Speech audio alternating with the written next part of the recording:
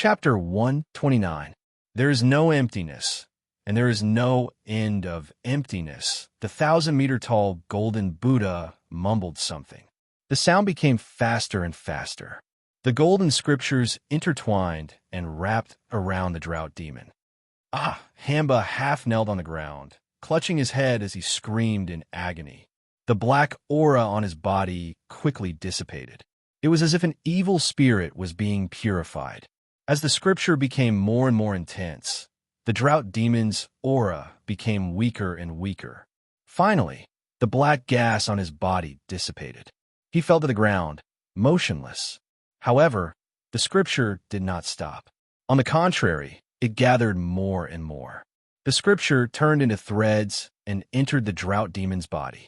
His pitch-black skin slowly turned golden. His withered muscles were expanding rapidly. His ashen eyes were also quickly turning golden. After a while, Hamba sat up in a daze. He sat cross-legged on the ground and pressed his palms together like a devout Buddhist disciple. Phew! The 1,000-meter-tall golden Buddha pointed at drought demon's glabella. Buzz! Thousands of sutras danced rapidly between Hamba's brows, forming a Buddhist symbol. Then, the golden Buddha waved its right hand. The chain that had been shattered into powder reformed in his hand. Heligu-os, as the golden Buddha chanted. The chains transformed into golden beads at a speed visible to the naked eye. Finally, it formed a string of Buddhist prayer beads and hung around Hamba's neck. Done. The golden Buddha pointed with his right hand, and Hidorigami's body shrank rapidly. He changed to the size of a normal person and looked like a Vajra Arhat. The golden Buddha looked at Ningmingji and said, "From today on, you will take care of him. Chant the sutra 3 times a day until the evil and filthy energy in his body is completely purified." When Ningmingji heard this, he put his palms together. Yes. The golden Buddha turned around and looked at Luo Luyin and others. He pointed with his finger. Buzz! Countless rays of golden light poured down like silk threads. He wrapped Luo Luyin and others and slowly lifted them up. As the golden light entered his body, it rapidly healed his injuries and tempered his body. The painful expressions on their faces quickly disappeared. Their expressions were relaxed, and the corners of their mouths were slightly raised. An indescribable sense of comfort surged through their bodies. After doing all this, the golden Buddha looked at the scene of devastation. He stretched out his huge hand and pressed down. The golden light was like silk, pouring down like a waterfall, flowing across the earth, rushing towards the mountain peak. At this moment, it was as if time was flowing in reverse. Everything in the surroundings was rapidly returning to normal. Not long after, the lake disappeared, the ground was flat, and the grass and trees were restored. The mountain peak where Sun Hao lived was also recovering rapidly. Everything in the surroundings returned to normal. It looked no different from before. It's done. After looking around, the golden Buddha's body exploded, turning into countless scriptures that flew into the void and disappeared. The surroundings regained its tranquility. Ningmingji stared blankly at this scene, unable to calm down for a while. Phew! After a few long breaths, he looked at the sky and muttered, "Young master, you saved us. I will remember this kindness in my heart. If there is a chance, I will definitely repay you." Retracting his gaze, Ningmingji looked at Drought Demon, his eyes gleaming. This should be the other demon that young master spoke of, right? Young master, don't worry. I'll head west once I've completely converted him. Mingji will never forget what you've entrusted to me. Ningmingji's face was full of gratitude. Master. The monkey demon struggled to stand up from the dust and ran forward. Next, it was the pig demon and horse demon. They stared at Drought Demon, each with a look of fear on their faces. Drought Demon didn't move, just stood there stupidly. Ningmingji said, "From today onwards, he is your 4th junior brother." Master, he is... The pig demon hid behind Ningmingji, his voice trembling. "Don't say it, come with me." "Yes, master." Drought Demon put his hands together and bowed. On the other side, "It's so comfortable. Su Yiling stretched out, the corners of her mouth raised, revealing two shallow dimples, very sweet. After standing up, she looked around with a confused look on her face. I remember being beaten half to death by Drought Demon. How could this be? Was that a dream? Su Yiling said. Bang! A violent knock on Su Yiling's head. It was Luo Luyan who did it. Master, why did you hit me? Su Yiling looked aggrieved. Disciple, is there something wrong with your brain? It was obviously young Master who saved us just now, but you actually said it was a dream. You say, should I hit you? Luo Luyan said. Young Master? Is there? Su Yiling looked puzzled. Is there? Didn't you see the 2-kilometer golden Buddha just now? Luo Luyan said angrily. Ah, that was sent by young Master. Isn't that young Master too powerful? In Su Yiling's big eyes, there was a flash of worship that lingered for a long time. How can we imagine young Master's means? In the future, don't make a fuss just because young Master shows a little of his means. It seems so brainless, understand? Luo Luyan said. Disciple understands. Su Yiling nodded heavily. Leader Luo, this time young Master secretly made a move. I'm afraid there must be some deep meaning in it. Chen Daoming came forward, frowning and thinking. Yes. Luo Luyan nodded slightly. Young Master is hinting to us that we must eliminate the evil race as soon as possible. Is there? Su Yiling scratched her head, her face full of doubts. Don't interrupt, Luo Luyan said. Leader Luo, I didn't understand what young Master was hinting to me. Please give me some advice. When Rinshir's face also showed a touch of embarrassment. Yeah, Leader Luo, did young Master really hint it like this? Mu Bing asked. Everyone's eyes were fixed on Luo Luyan. Luo Luyan smiled slightly, stretched out her right hand, and mobilized the immortal power in her body. Buzz! A Buddha seal appeared in the palm of her hand. Did you see it? Luo Luyan asked. This is? Several people's pupils shrank, and their faces showed great shock. This is the seal of Buddhism? Leader Luo, you actually practice Buddhism again? Master, aren't you too powerful? You can actually cultivate Buddhism imprints. Looking at the shocked appearance of several people, Luo Luyan smiled slightly. You guys carefully sensed the Dantian. Several people were full of doubts and began to sense the Dantian. Boom! It was like a divine thunder in the minds of several people. Everyone's face showed a look of shock. On the Dantian and nascent soul, a golden pattern spread all over and merged with it. From this moment on, they could control Buddhism.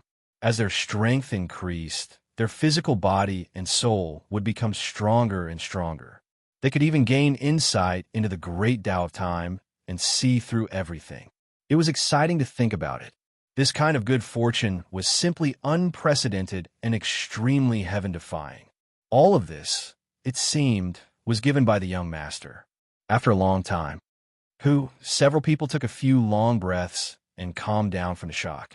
Leader Luo, the young Master gave us the seal of Buddhism. This is? When Rinshir asked, everyone think about it. What is the use of the seal of Buddhism? Luo Luyan asked. Master, I know this, the seal of Buddhism naturally restrains the evil. Su Yiling said. Yes. Luo Luyan nodded. This seal can be used to enlighten believers and also to kill the evil race. What should we do in the future? Chen Daoming asked.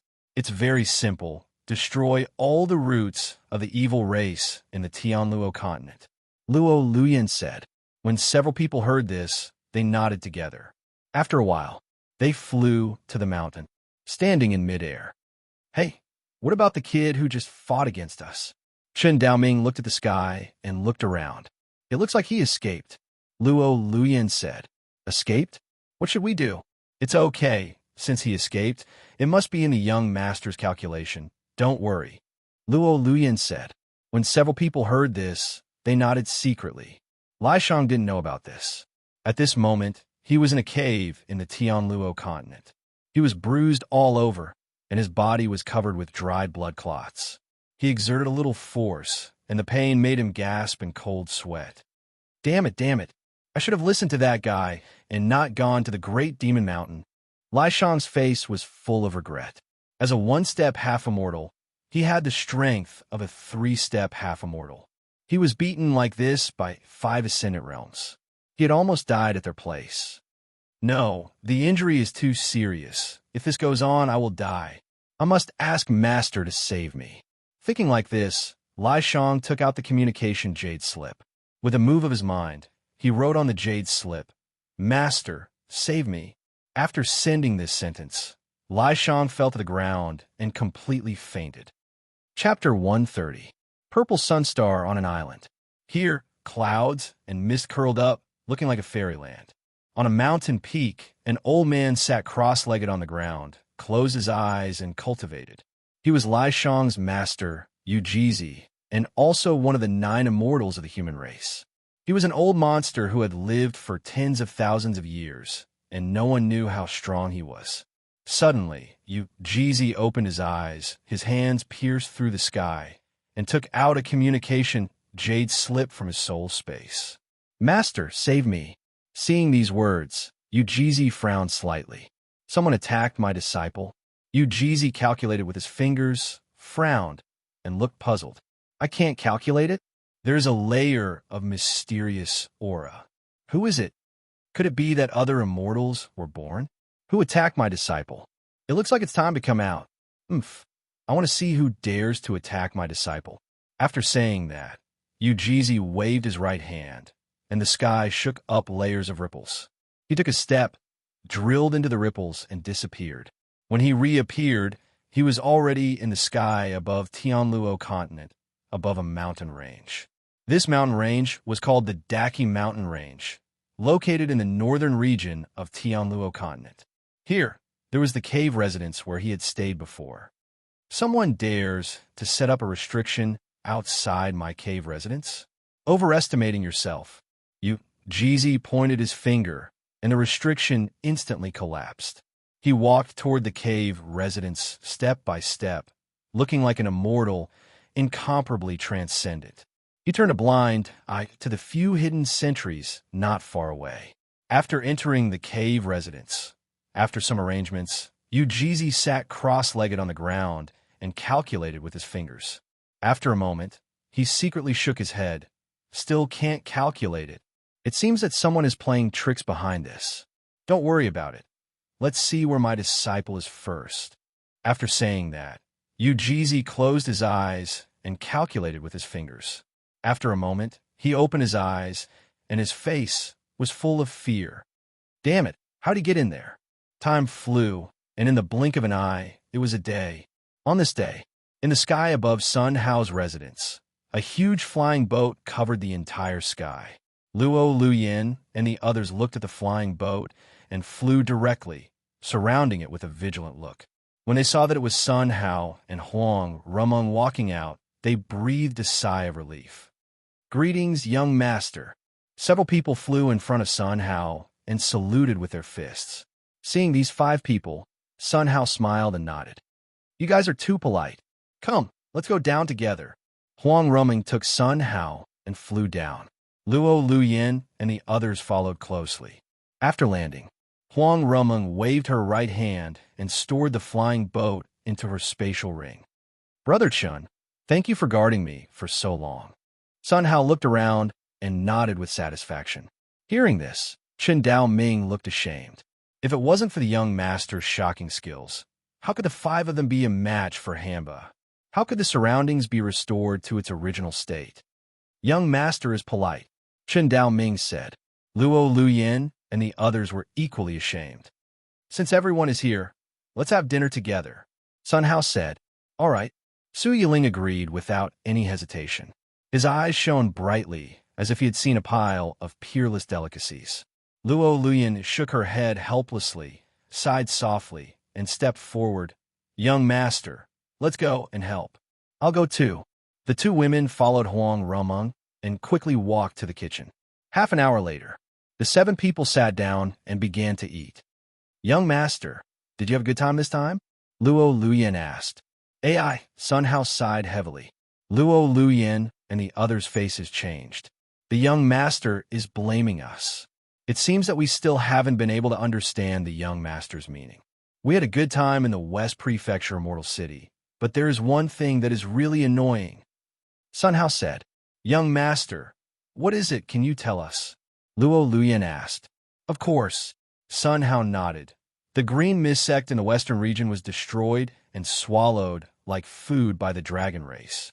The old, the young, the sick, and the disabled, but no one is left. I heard that only a pile of bones is left. You say, why can this kind of evil race exist in this world? Sun Hao clenched his fists, his face full of anger.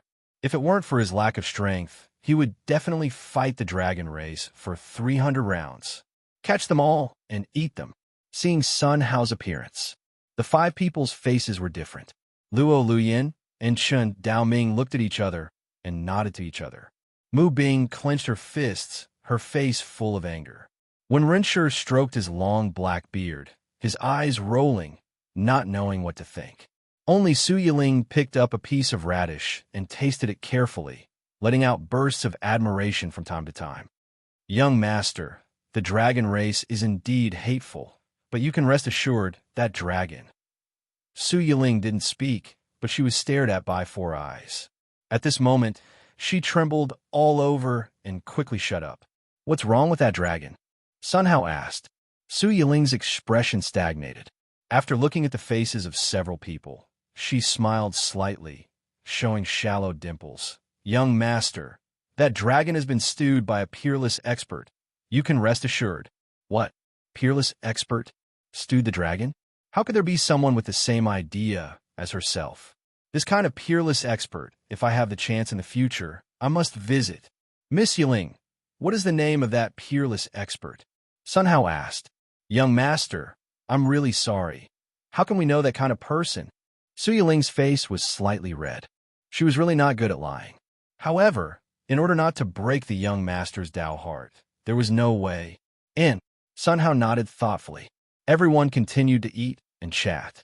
After the meal, Mu Bing looked at Sun Hao, wanting to say something but hesitating. Miss Mu Bing, if you have something to say, you don't have to be polite. Sun Hao said, Young master, I want to ask you to write a couplet for me.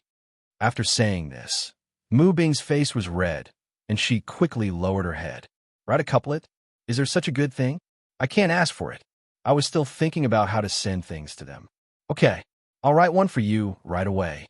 Sun Hao nodded. Lay the paper chapter flat and grind the ink. Sun Hao raised the pen, looked at Mu Bing, and said, Miss Mu Bing, what kind of couplet do you want to write? Young master, the one you wrote for Xin Yuanshi last time, is that okay? Mu Bing said, Of course. Sun Hao nodded and wrote, Auspicious dragon, soaring purple pavilion, happy phoenix around Zhu Xian. The dragon and phoenix danced in one go. Progress again. Sun Hao looked at this couplet and nodded with satisfaction. He had improved again. After the ink dried, Sun Hao handed the couplet to Mu Bing. Thank you, young master. Mu Bing bowed, her body trembling slightly with excitement. With this couplet, the Mu family could also become a supreme holy land. At that time, the status of her parents in the Mu family would also rise. They could also receive better treatment. All this was given by the young master. Thinking like this, Mu Bing secretly clenched her fists. She looked at Sun Hao, her eyes red, and her face full of gratitude. Miss Mu Bing is polite. Sun Hao said, Young master, we will leave first today. On Luo Luyan's face, a touch of anxiety flashed away. After saluting everyone, she retreated. Chapter 131. In a secret room of Jade Lake Palace. In a secret room in Jade Lake Palace, Luo Luyan and the others stood in front of the 5 picture scrolls, each with different expressions. Look, this sunset picture. The sun sets in the west. Doesn't this represent the word west ? This ancient palace picture. Isn't the meaning of the prefecture? The Chang in this flying to the moon picture is immortal. Isn't it talking about immortals? These 3 pictures, the young master told us. West Prefecture, immortal city. Look at the dragon's soaring cloud picture. Its eyes are extremely fierce and breathtaking. Doesn't this mean that the dragon race is going to make a move? If we don't stop it, the West Prefecture immortal city will be full of wreckage and become like the smoke picture ! Luo Luyan pointed to the 5 pictures and said. Every sentence was like hitting Chun Dao Ming in the chest, and he secretly shook his head with a face of shame. Yes, the young master's guidance is so obvious, and we can't even understand it. It's really shameful. Chun Dao Ming sighed. Today, if the young master didn't point it out directly, we wouldn't have thought of it.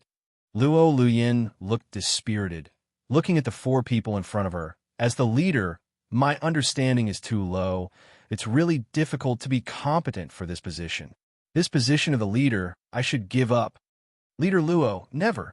Chen Dao Ming and the others spoke at the same time. Among us, you have the highest understanding. If you don't become the leader, who will lead everyone against the evil race in the future? Against the dragon race? Now, the task that the young master has given us is extremely arduous. Don't abdicate at this juncture. That's right, Leader Luo. How about this? When you find someone with a higher understanding than you, it's not too late for you to abdicate. In today's world, the evil race is eyeing covetously. The dragon race is ready to move, and the demon race is taking the opportunity to launch an attack. The entire human race is in deep trouble. After some persuasion, Luo Luyin nodded. In that case, I will temporarily take the position of the leader, and when there is a suitable candidate, I will immediately abdicate. Good. Everyone nodded. What do you think about the fight against the dragon race this time? Luo Luyin asked. The dragon clan is heartless and feeds on human cultivation. The young master couldn't stand it and ate 2 of their juniors as punishment. Presumably, with the dragon race's personality, they will not restrain themselves. They will take the opportunity to make trouble and then pressure the Supreme Court. Now it seems that they are bound to attack the West Prefecture Immortal City. There are more than 2 million cultivators in the West Prefecture Immortal City. I'm afraid that at that time, the people will be plunged into misery and suffering. Chen Dao Ming analyzed, and everyone nodded in unison. Although Su Yiling did not know the inside story, she still nodded along with everyone. It's just that the dragon race is an expert in tribulation transcendence the moment they are born. They only need to go through tribulation transcendence once to transform into a dragon.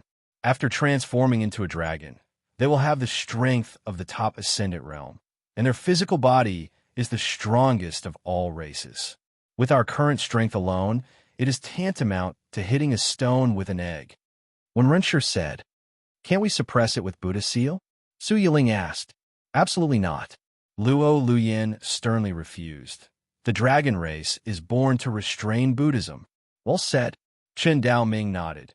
Next, we need to work hard to improve our strength. How can we improve to be able to fight against the dragon clan in a short time? When Renshir asked this, Chen Dao Ming took out 3 bags of tea directly. I think about it, and now I understand that the young master gave us tea, and there is actually this layer of meaning. The young master wants us to fight against the dragon clan. Chen Dao Ming said. When several people heard this, they nodded slightly, and no one objected. The dragon clan must have made some preparations to attack the West Prefecture Immortal City. Not so fast. We need to grow to the strongest strength in the shortest time. It is best to become a half-immortal. If it doesn't work, raise the flesh to a realm stronger than that of the dragon clan. Is that okay? Chen Dao Ming said. Yes, but how much time do we need? When Renshir asked, 5 days. In these 5 days, everyone stay here, drink tea, and refine. Don't go anywhere. Chen Dao Ming said. Okay. Several people began to make tea. In front of a stone room at the bottom of the purple sunstar. Buzz, the sound of boulders rubbing sounded. A stone wall up to 100 meters high slowly rose. In front of the stone wall stood several men in armor, standing there respectfully. A burst of hearty laughter came from inside. Immediately afterward, a man in a golden robe walked out and stood in front of everyone. Congratulations to General Jean for coming out of seclusion. Everyone knelt down and saluted respectfully. Brothers, please get up, the man in the golden robe said. Xie Jin Shui. Everyone stood up and looked at the man in the golden robe together, their eyes shining. General Jean, you broke through? A man asked. That's right. The man in the golden robe smiled and nodded. From today on, I am a real immortal dragon. As soon as these words came out, everyone knelt down again and saluted respectfully. Get up, you are all my brothers who have gone through life and death. When there is no one else, you don't have to salute. The man in the golden robe said, General Jean, etiquette can't be abolished. Besides, you have become an immortal dragon. Congratulations. Yes, General Jean, in the entire Purple Sunstar, except for the Dragon Clan Lord, I'm afraid no one is your opponent. A group of men began to flatter. The man in the golden robe waved his hand again and again, smiling all over his face. Hey, there's always someone better than you.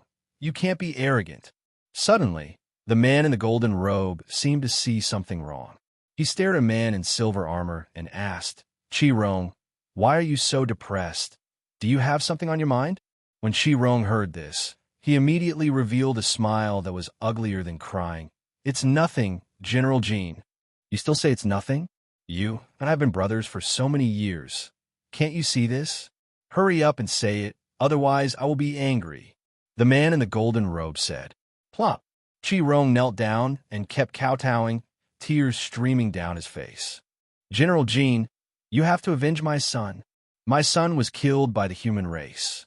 At this point, Chi-Rong burst into tears. What? Your son was killed? There is such a thing. Did you go to the priest? The man in the golden robe suppressed the anger in his chest and asked, General Jean, I looked for him. He also can't figure out who did it, but he can confirm that my son was eaten by the human race. Chi-Rong said. Boom! An explosion of thunder. The man in the golden robe's head roared. Rebellious. Since ancient times, the dragon race has been the supreme race, and I have never heard of any race that dared to eat the dragon race. Not to mention, it was this kind of weak, ant-like human race. All along, didn't the human race worship the dragon as a totem? Eating their sect, that was their honor. Now, there were actually people who ate the dragon race. Preposterous. Unforgivable. Unforgivable. This hatred must be avenged. Where did your son go? The man in the golden robe asked.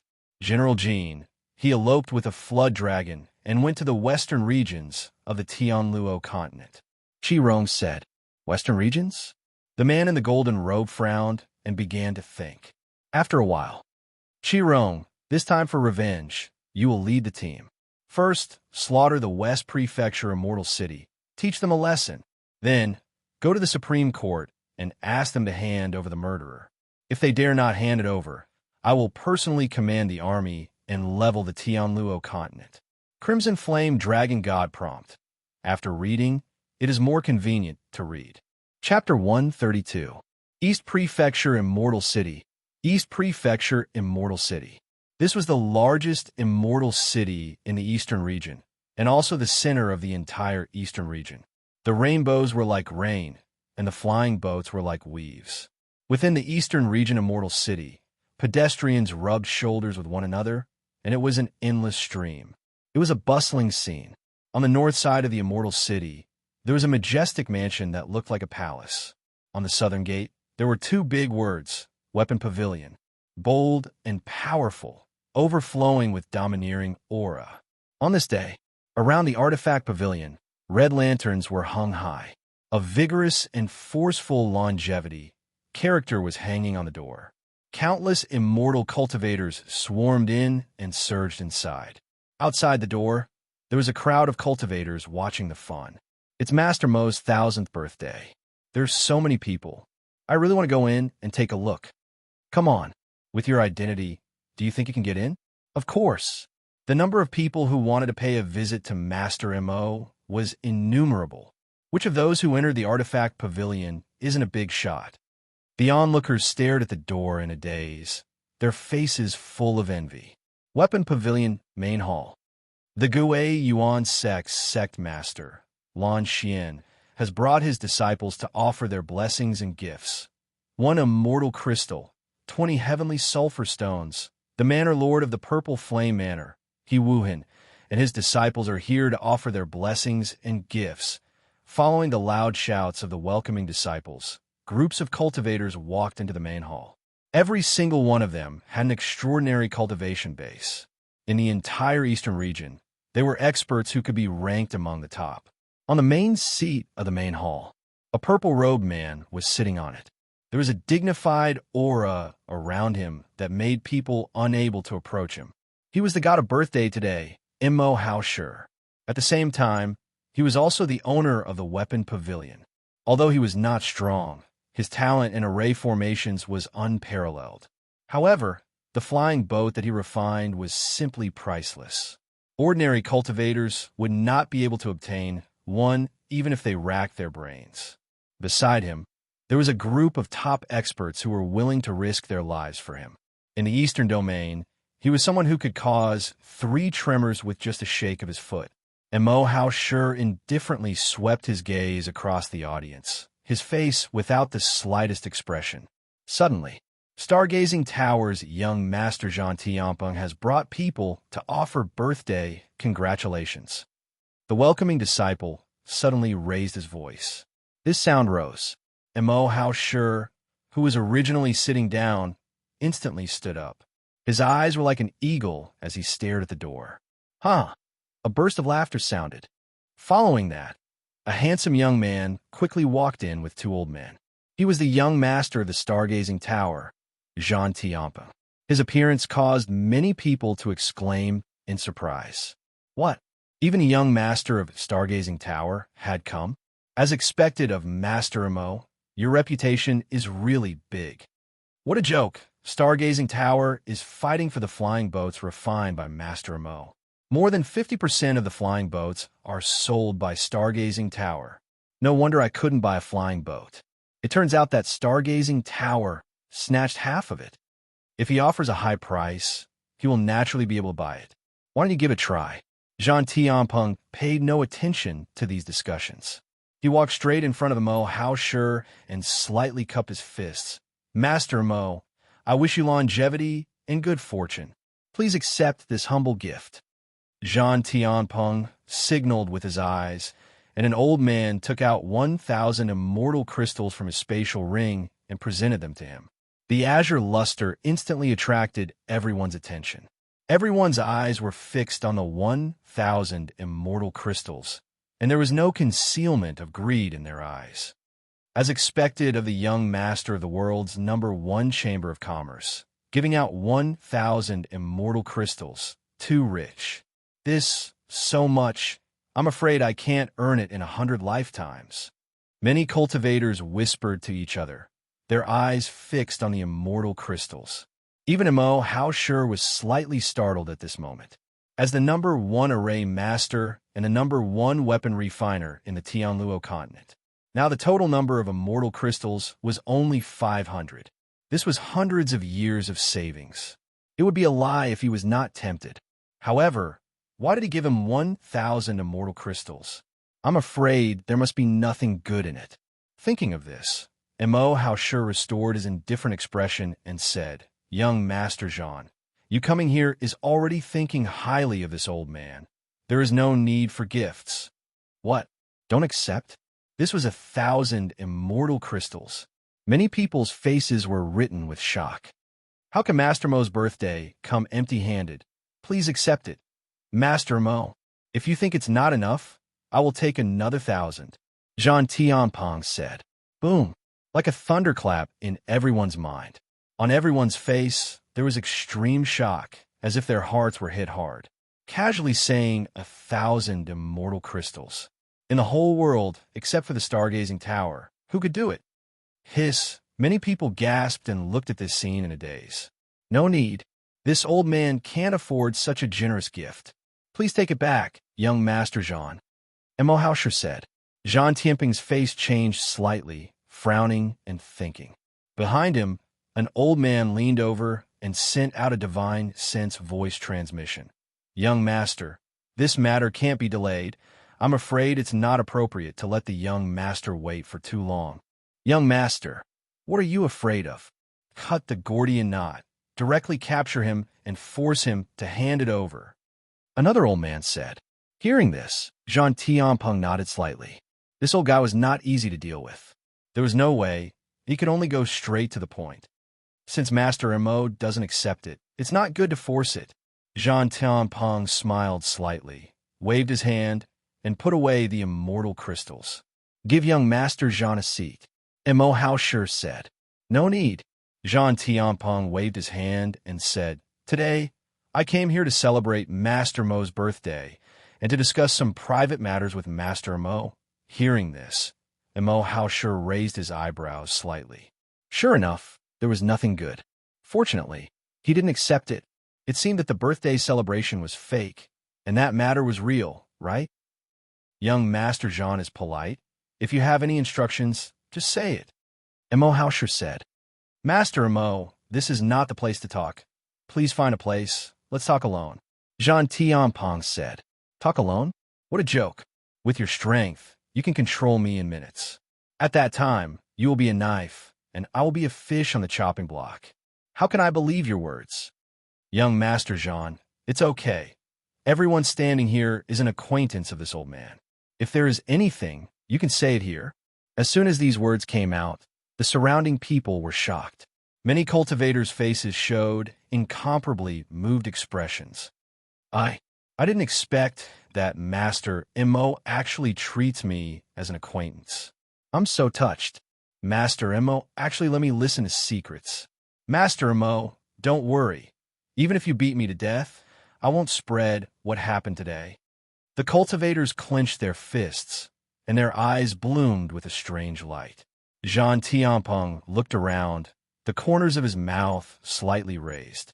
This old guy was extremely meticulous and really difficult to deal with. But so what? Do you really think that my stargazing tower is afraid of you? In front of the young master, you are nothing. Thinking of this, Jean Tianpeng took a step forward and said, Master Mo, it's not a big deal. I just want to borrow your mysterious heavenly pattern to have a look. After saying this, there was dead silence all around. Everyone stared at Jean Tianpeng, full of disbelief. The whole scene, a pin drop could be heard. Chapter 133. What? Jean Tianpeng actually came to borrow the mysterious heavenly pattern? This was Master Mo's livelihood. How could he open his mouth? A group of immortal cultivators stared directly at Jean Tianpeng with unfriendly gazes. When did the stargazing tower rob so blatantly? If he dares to make a move, I'll fight him to the death. That's right. Since he dares to have designs on Master Mo, he's going against me. How can I let him go? Many immortal cultivators intentionally raised their voices. Jean Tianpeng completely ignored these voices. He only looked at Mo Haosher to see his reaction. Mo Haosher's expression changed slightly, but he quickly recovered. Ha! Mo Haosher let out a burst of laughter. Young Master Jean, are you here to seize the mysterious heavenly pattern? Jean Tianpeng sighed and released his aura. Phew! The aura of the half-celestial stage swept out in all directions like a tsunami. Everyone felt as if they were stuck in a quagmire, and it was difficult for them to move. Every cultivator's face was full of shock. He reached the half-celestial stage?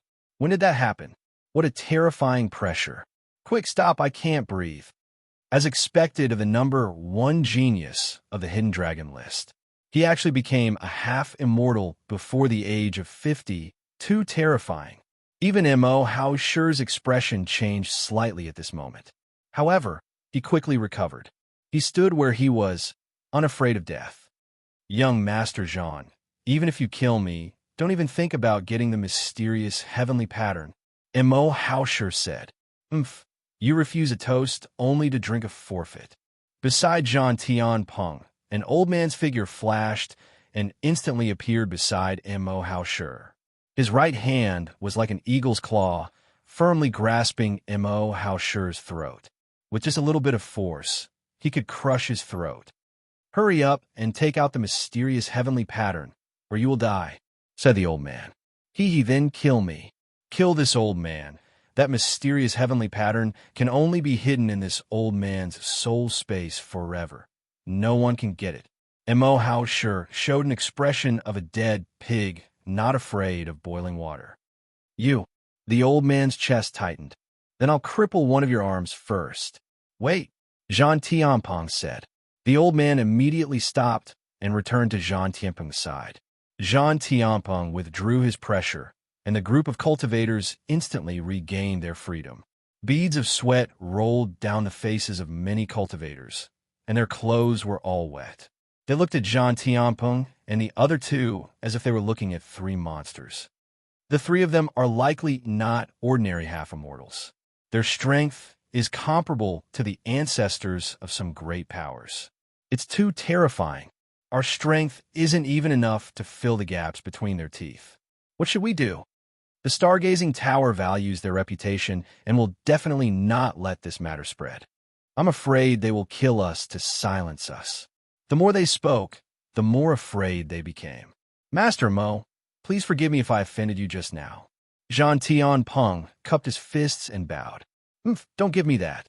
If you want the mysterious heavenly pattern, then there are only two choices. Kill me or go back to where you came from. And Mo Hao sure said, Master Mo, this mysterious heavenly pattern is actually not what I want, but a peerless immortal wants it. He wants to take a look. After reading it, he will naturally return it to you.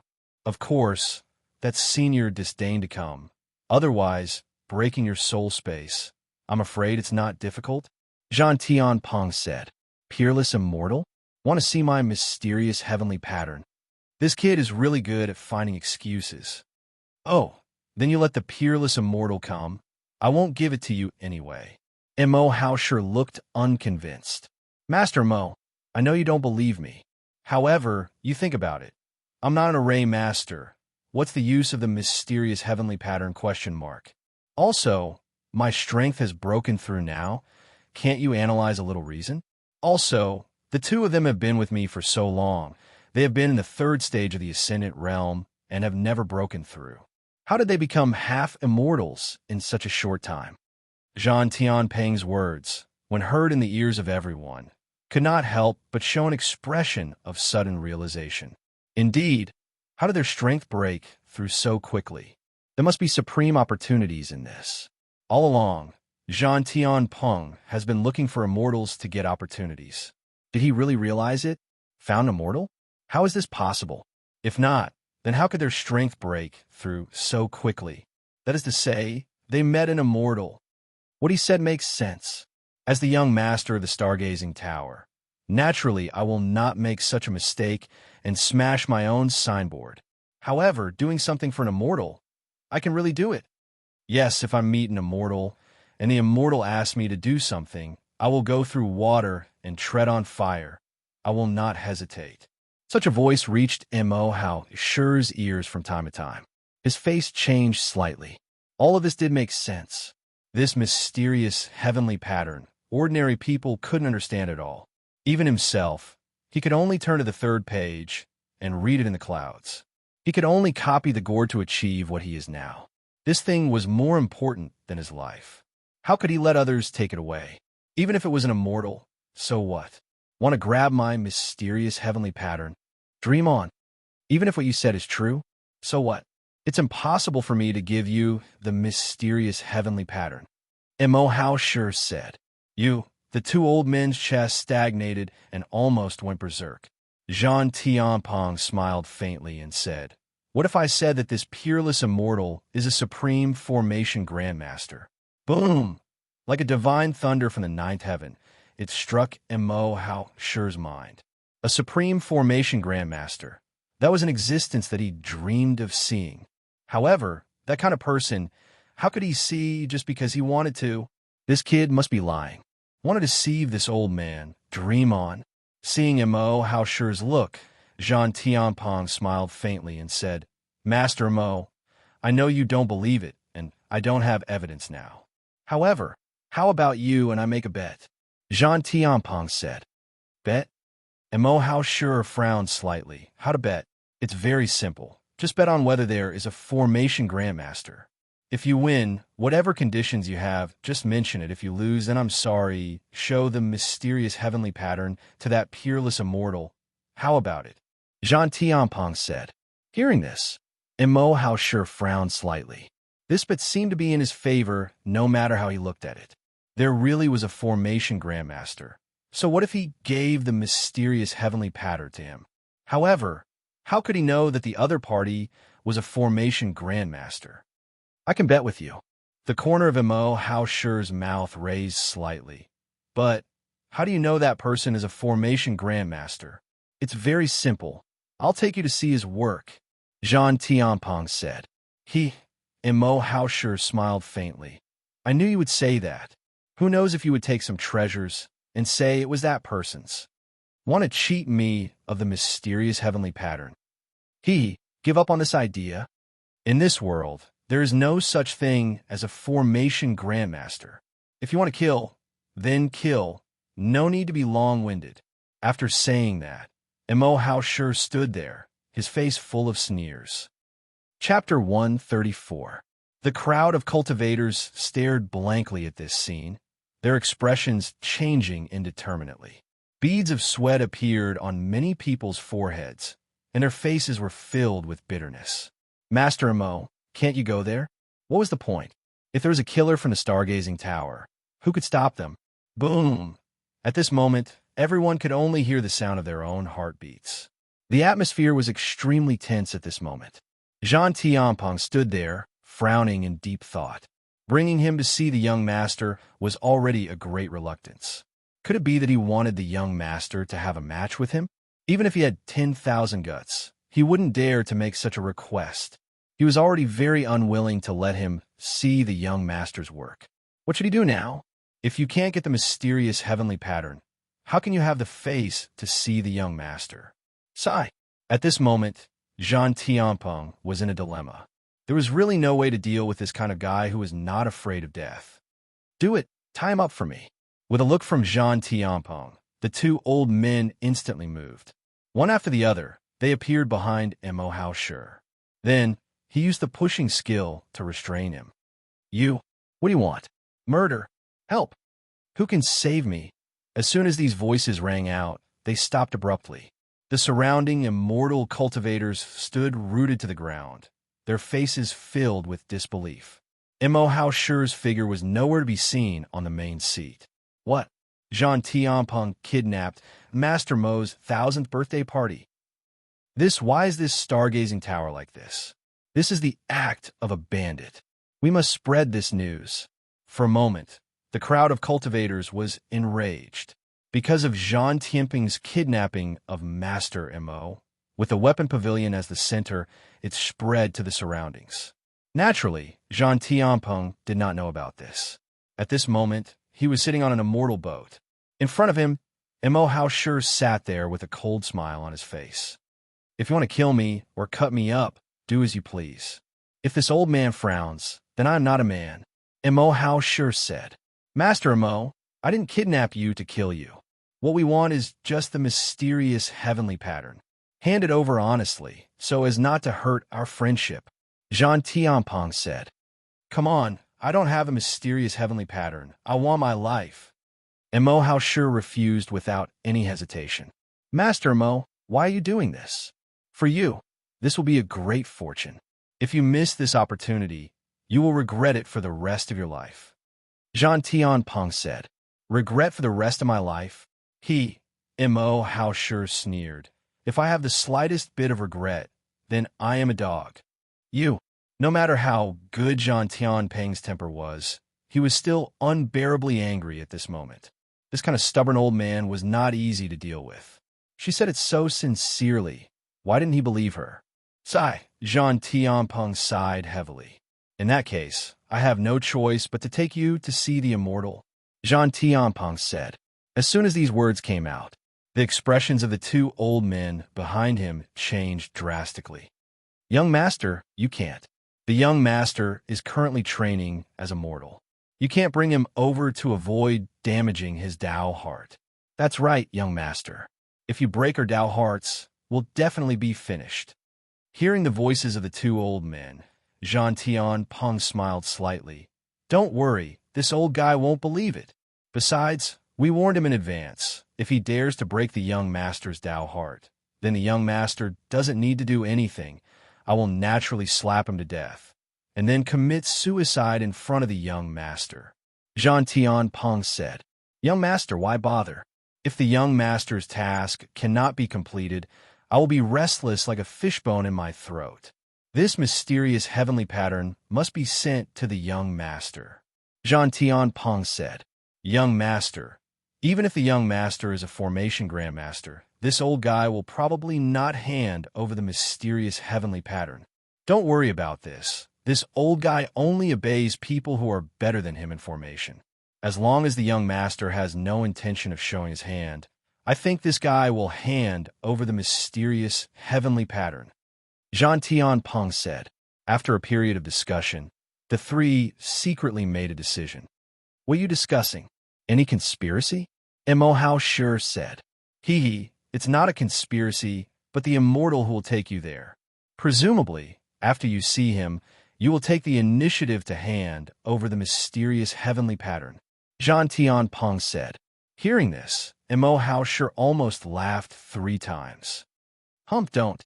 If the old man takes the initiative to take out the mysterious heavenly pattern, the old man will be a dog. Mo Hao sure said. Zhan Tianpeng smiled and came forward. Sure, then you have to remember to bark like a dog. I'll bark. The old man's words have enormous weight. No matter who you take the old man to see, you want the old man's mysterious heavenly pattern? In your dreams. Mo Hao Shi's face was determined. All right, Zhan Tianpeng nodded. However, before you go, I have to make it clear to you first. First, when you see this immortal, you can't be disrespectful. Second, this immortal is cultivating as a mortal, so you could just call him Young Master. Third, you can't break the Young Master's Tao heart. Otherwise, even if the Young Master doesn't kill you, I will destroy you, and then kill myself in front of the Young Master. These 3 points, you have to listen clearly. Seeing Zhan Tianpeng's serious face, Mo Hao sure knew that he was not joking. Yes, Mo Hao sure nodded. On his face, a cold smile flashed for a moment before disappearing. Talking about immortal as an immortal? Want to use this kind of dirty trick to deceive the old man? Hee, the old man will believe it and take the initiative to hand over the mysterious heavenly pattern? Bah! If it weren't for the fact that he couldn't beat a few people, Mo Hao sure would have already blown his beard and glared at them, swearing loudly. I know you don't believe it. Remember to bark like a dog. After speaking, Zhan Tianpeng walked out with the 2 old men, standing on the deck of the flying boat, listening to the whistling wind on both sides. Zhan Tianpeng looked in the direction of the great demon mountain. At this speed, how long will it take us to get to the young master's residence? Zhan Tianpeng asked. One of the old men took out the map and began to look at it. A moment later, the old man said, Young master, at this speed, it will take about 8 days to reach the young master's residence. What? So long? Isn't the young master impatient to wait? Start the space jump. Zhan Tianpeng said. When the 2 old men heard this, their faces changed slightly. Young master, it takes 5,000 immortal crystals to start the space jump for such a long distance. The old man said. Not to mention 5,000, even 50,000 must be used to jump. Zhan Tianpeng said. When the old man heard this, his face was full of bitterness. Young master, but we only have more than 4,000 immortal crystals left. The old man said. That's it. Zhan Tianpeng frowned slightly. Anyway, you use up the immortal crystals, you decide the specific location. The closer to the young master, the better. Yes, young master. The old man nodded and quickly ran to the control cabin. A moment later, buzz, the entire flying boat was covered with a layer of white light. Buzz, above the flying boat, layers of transparent ripples swayed. Then, the flying boat drilled into the transparent ripples and disappeared. Chapter 135. Sun Hao's residence in the front yard.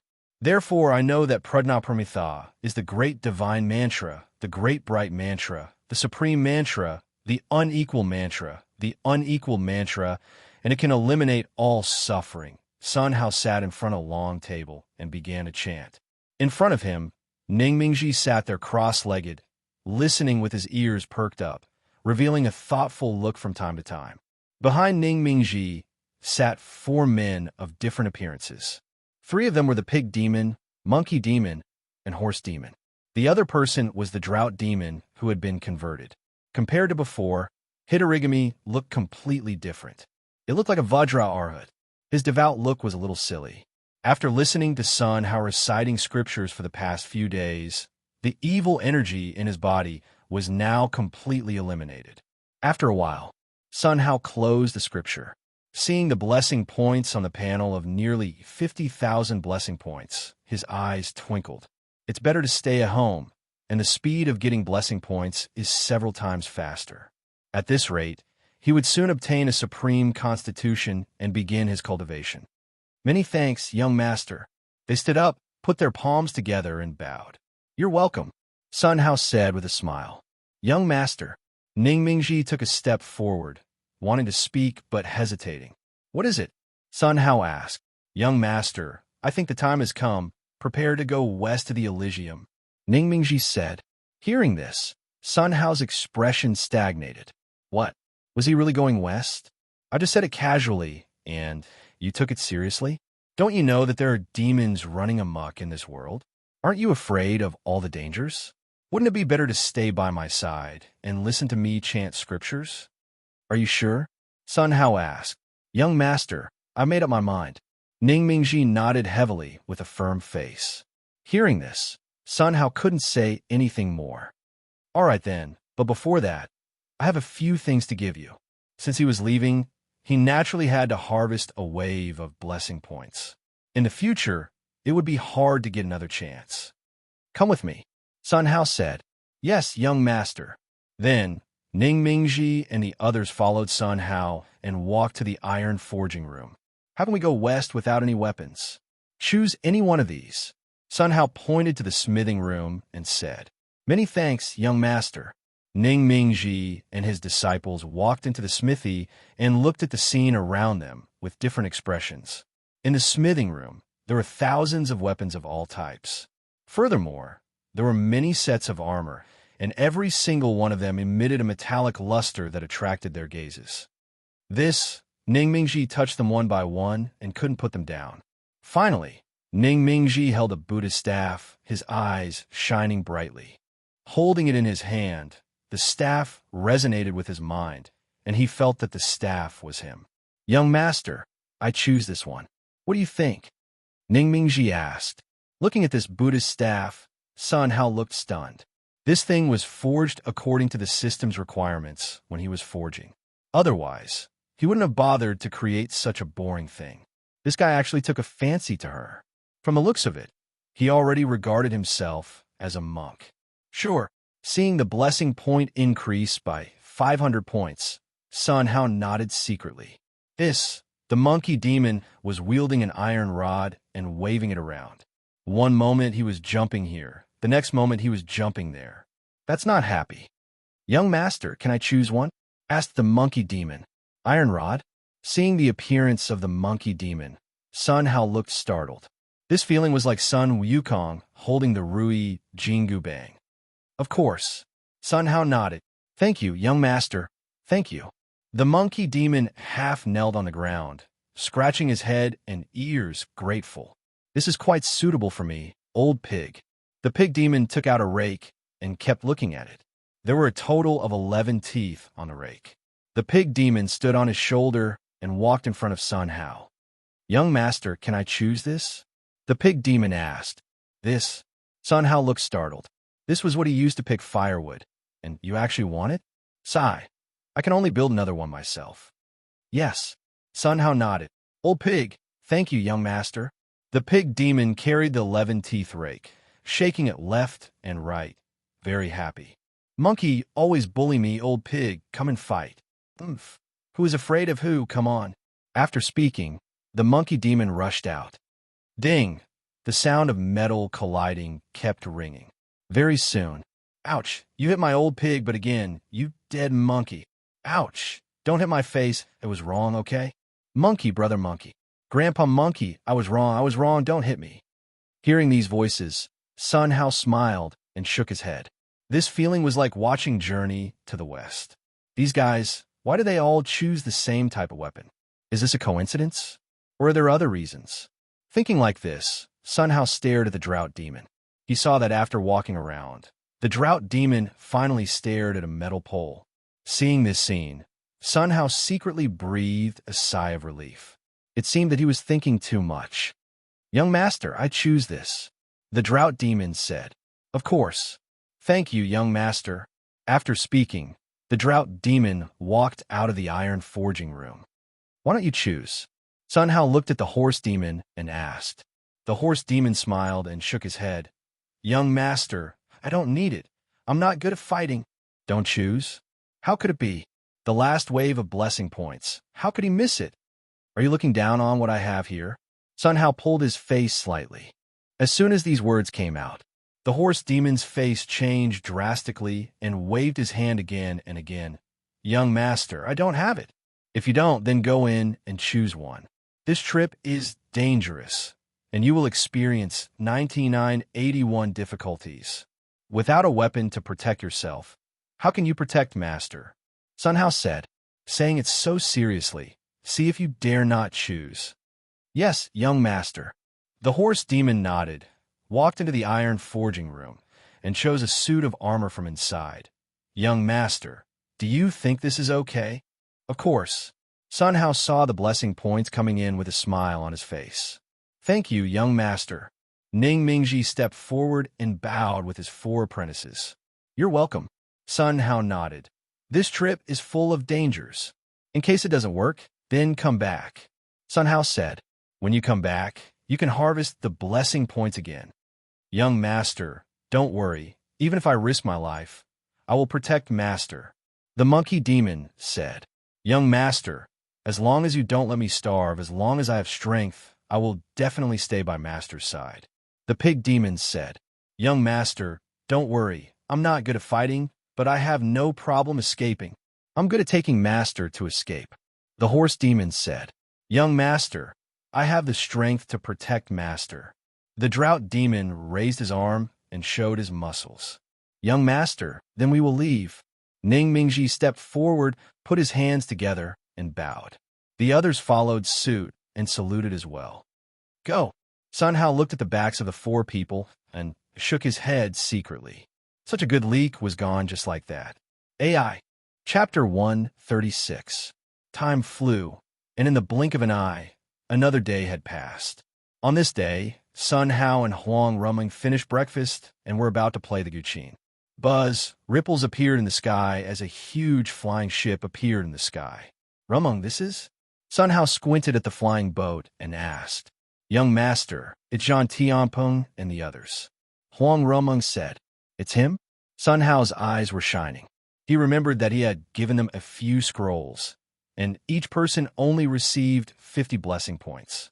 They did not know how many blessing points they could get from the gifts they gave them this time. Thinking like this, Sun Hao nodded secretly. After a while, Zhan Tianpeng brought Mo Hao Shi and the 2 elders down and arrived outside the courtyard. Creak. The door opened. "Come in," Huang Rumeng said. "Thank you, madam." Zhan Tianpeng cupped his fists and bowed. When Huang Rumeng heard this, her face turned slightly red, and the corners of her mouth raised into a happy smile. She did not explain, but led the 4 of them into the courtyard. "He is indeed immortal." Mo Hao Shi looked at Huang Rumeng's back, and a disdainful smile flashed across his face. Worshipping mortals as peerless immortals? In order to see this mortal, he actually had to jump through space. Was Zhan Tianpeng sick in the head? Thinking of this, Mo Hao Shi snickered. Even though that was what he was thinking, he didn't dare to show it on his face. He followed behind them and walked inside.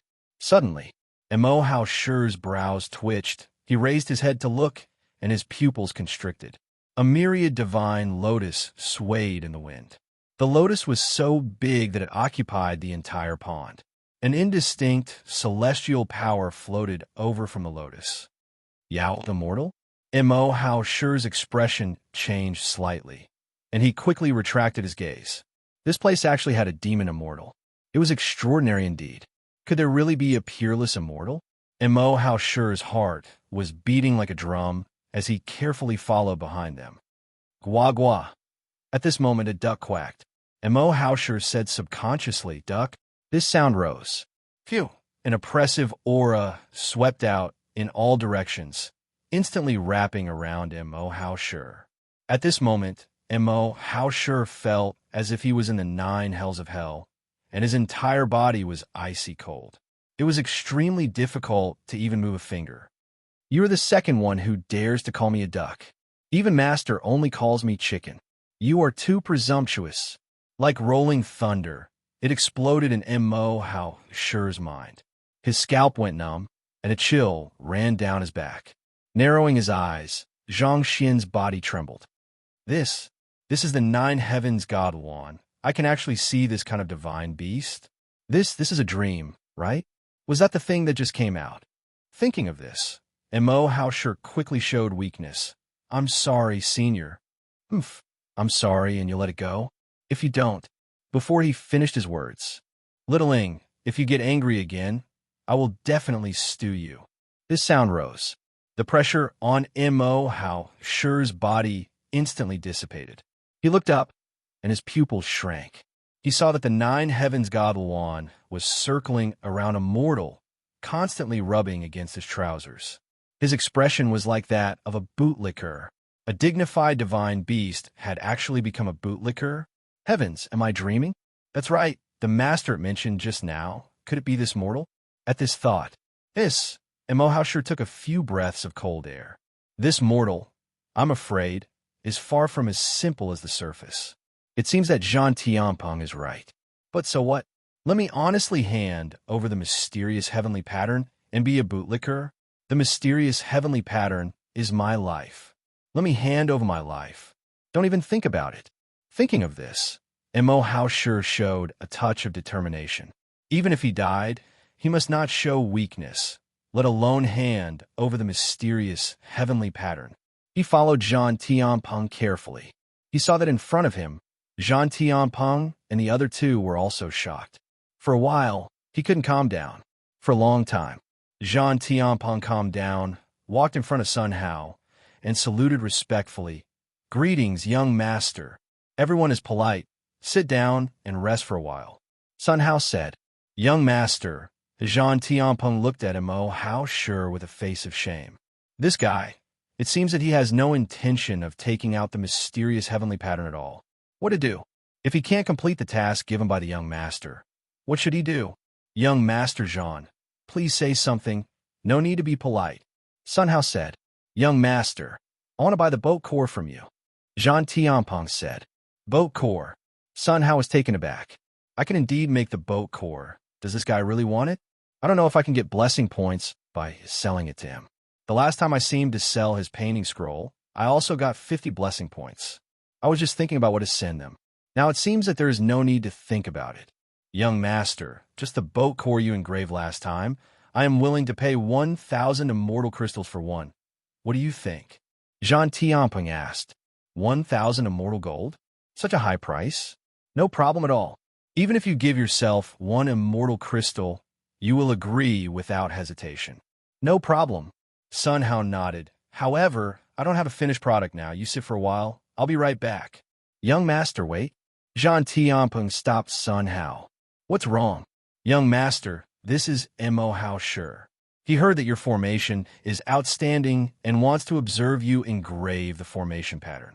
Do you think it's okay? Speaking of this, Zhang Tianpeng lowered his head, looking extremely nervous. He shouldn't have made this request. I blame myself for wanting to complete the young master's task too much. Of course.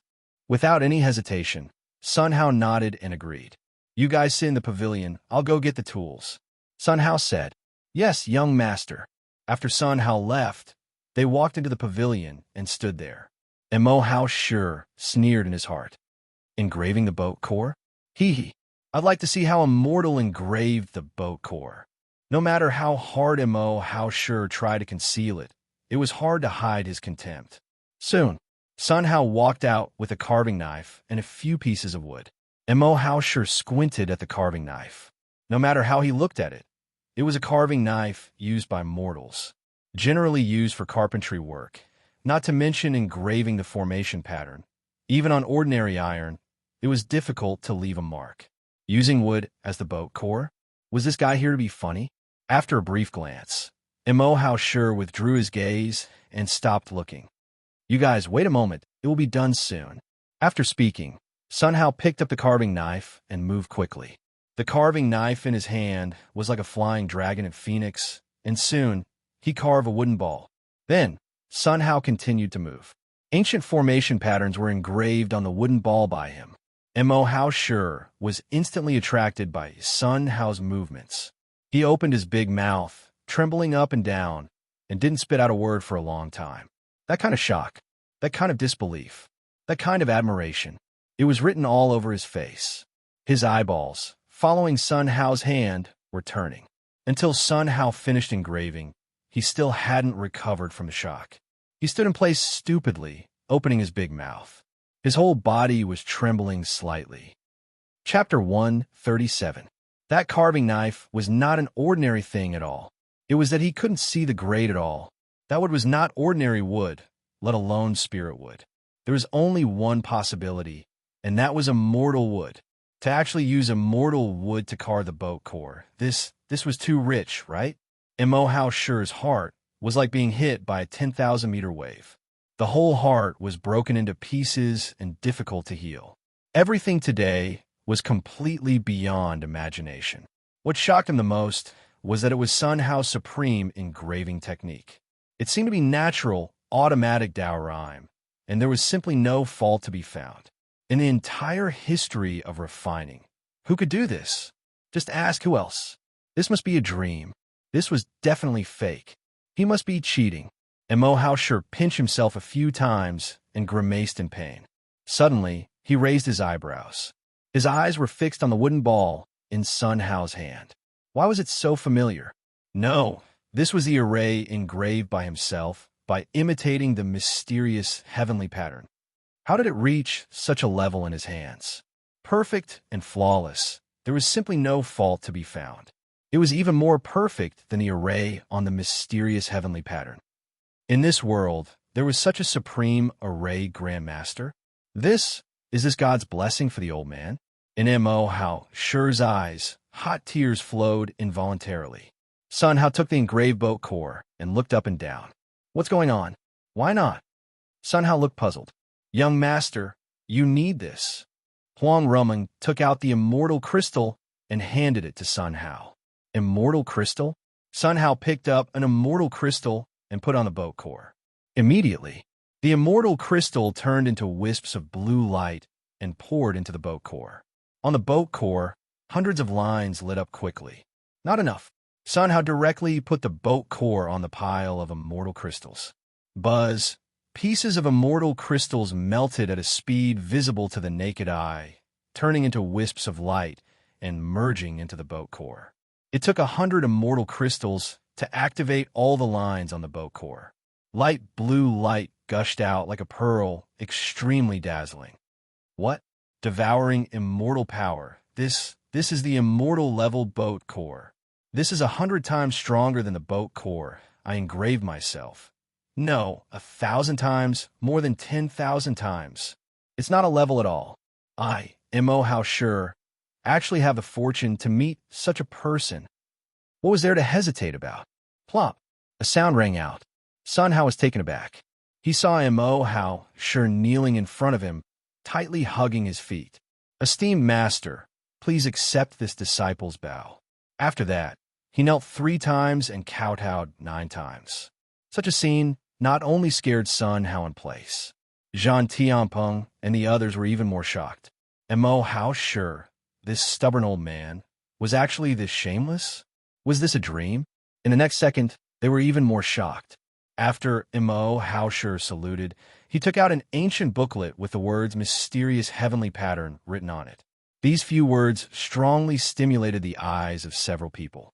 Master, this is a small gift from your disciple. Please accept it. Mo How presented the mysterious heavenly pattern with both hands, his demeanor incomparably respectful. It took a long time for Sun Hao to return to his senses. What was going on? Why did he kneel just like that? Calling him master? Did he agree? This person had a contemptuous face just now. Don't think he didn't see it. In the blink of an eye, how did he change his face? Could it be because he engraved the boat core? Thinking of this, Sun Hao quickly understood. He picked up the mysterious heavenly pattern and began to look at it. Mysterious heavenly pattern, Sun Hao murmured. Then he began to flip through it. Every kind of formation pattern. After Sun Hao glanced at it, he remembered it in his mind, and he couldn't forget it even if he wanted to. Moreover, he could find the shortcomings inside and modify it on his own. Wow!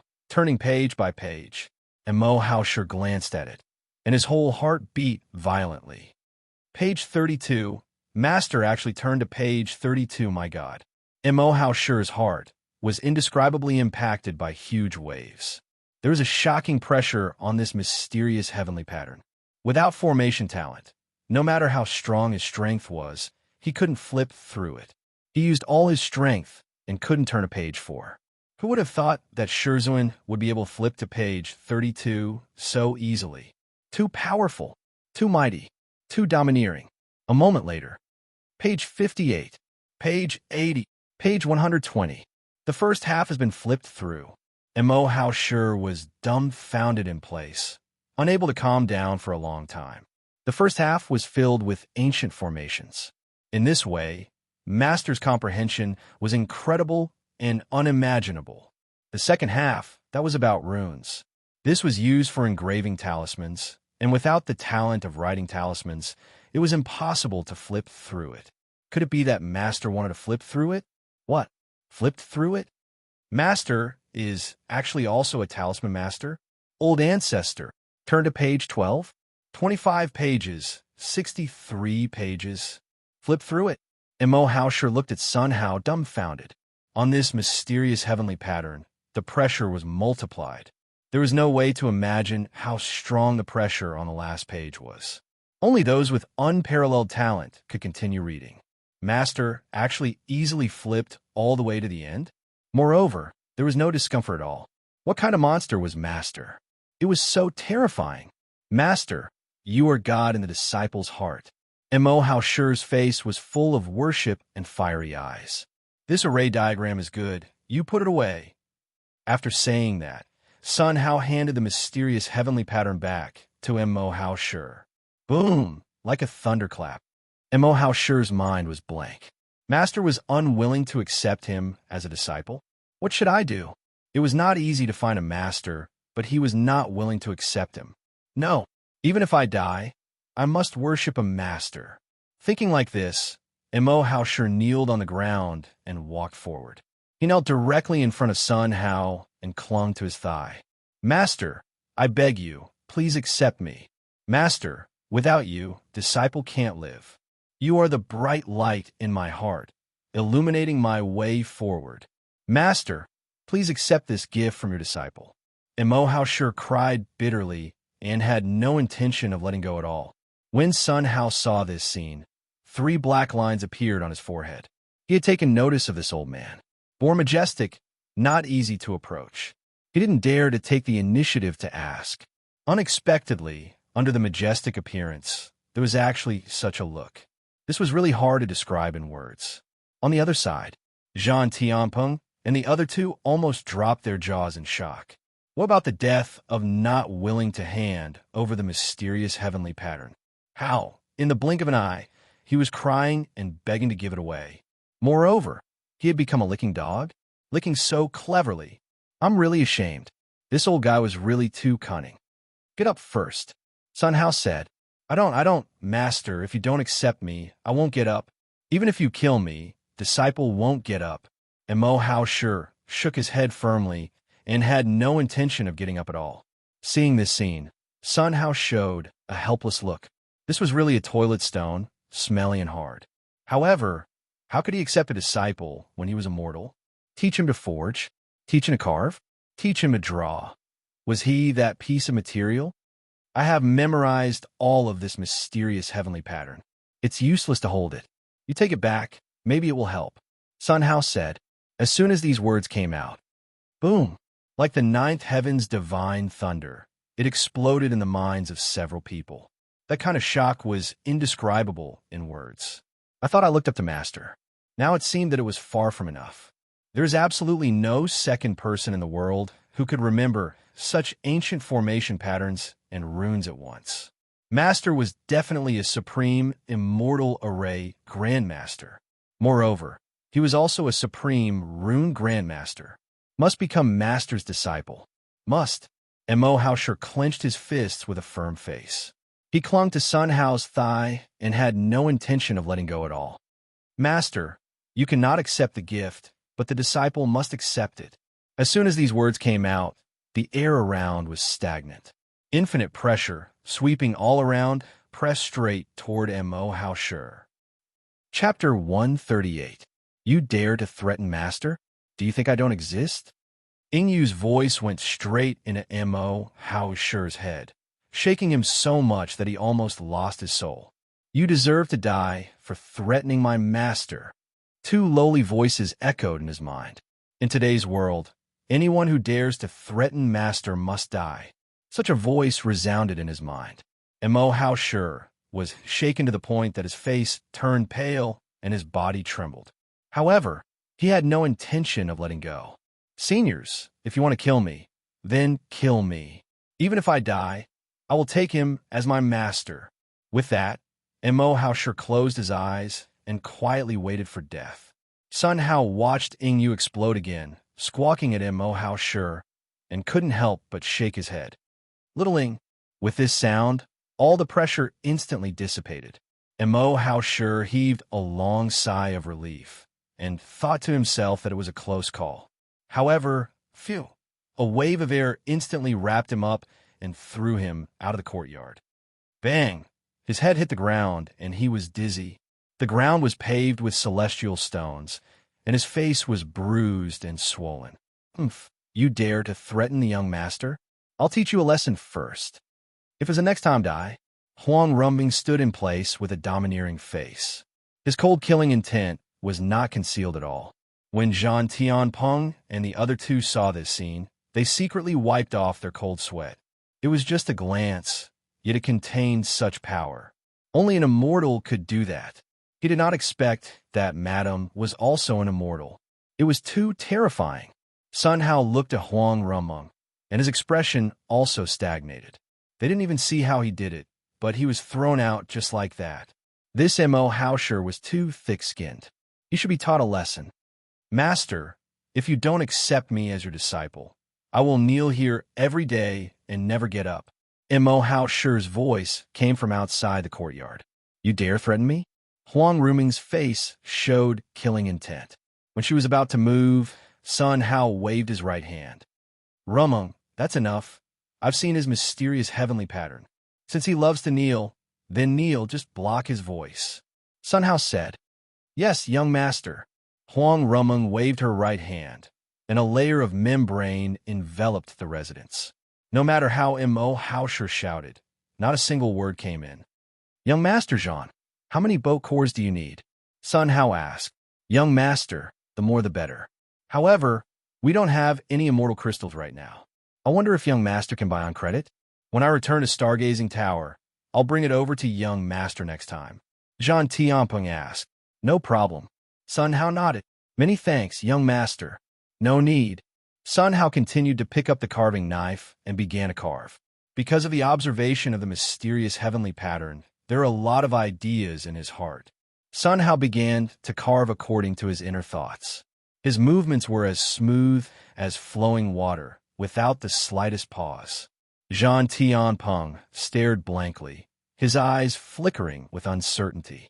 I've never seen these formation inscriptions before. They're ancient formation inscriptions. Young Master actually drew so densely? Aren't you afraid of him exploding? This technique is indescribably perfect. Too scary. The shock in Zhan Tianpeng's heart was indescribable.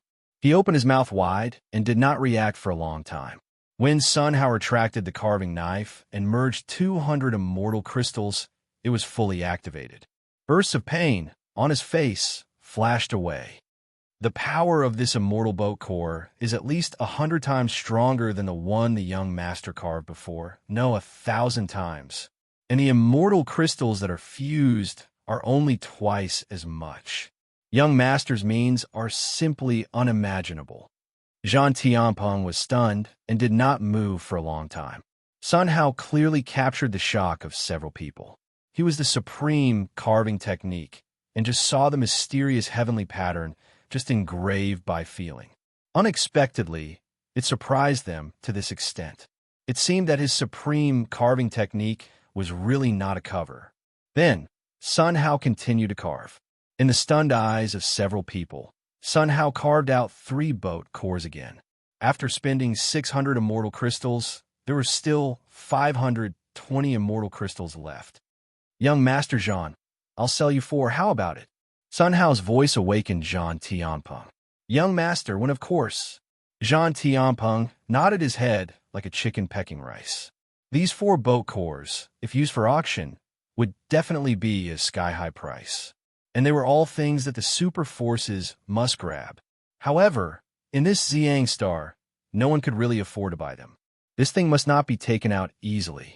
In the future, 90% of the immortal crystals auctioned by the boat cores would be given to the young master. Otherwise, he would feel guilty.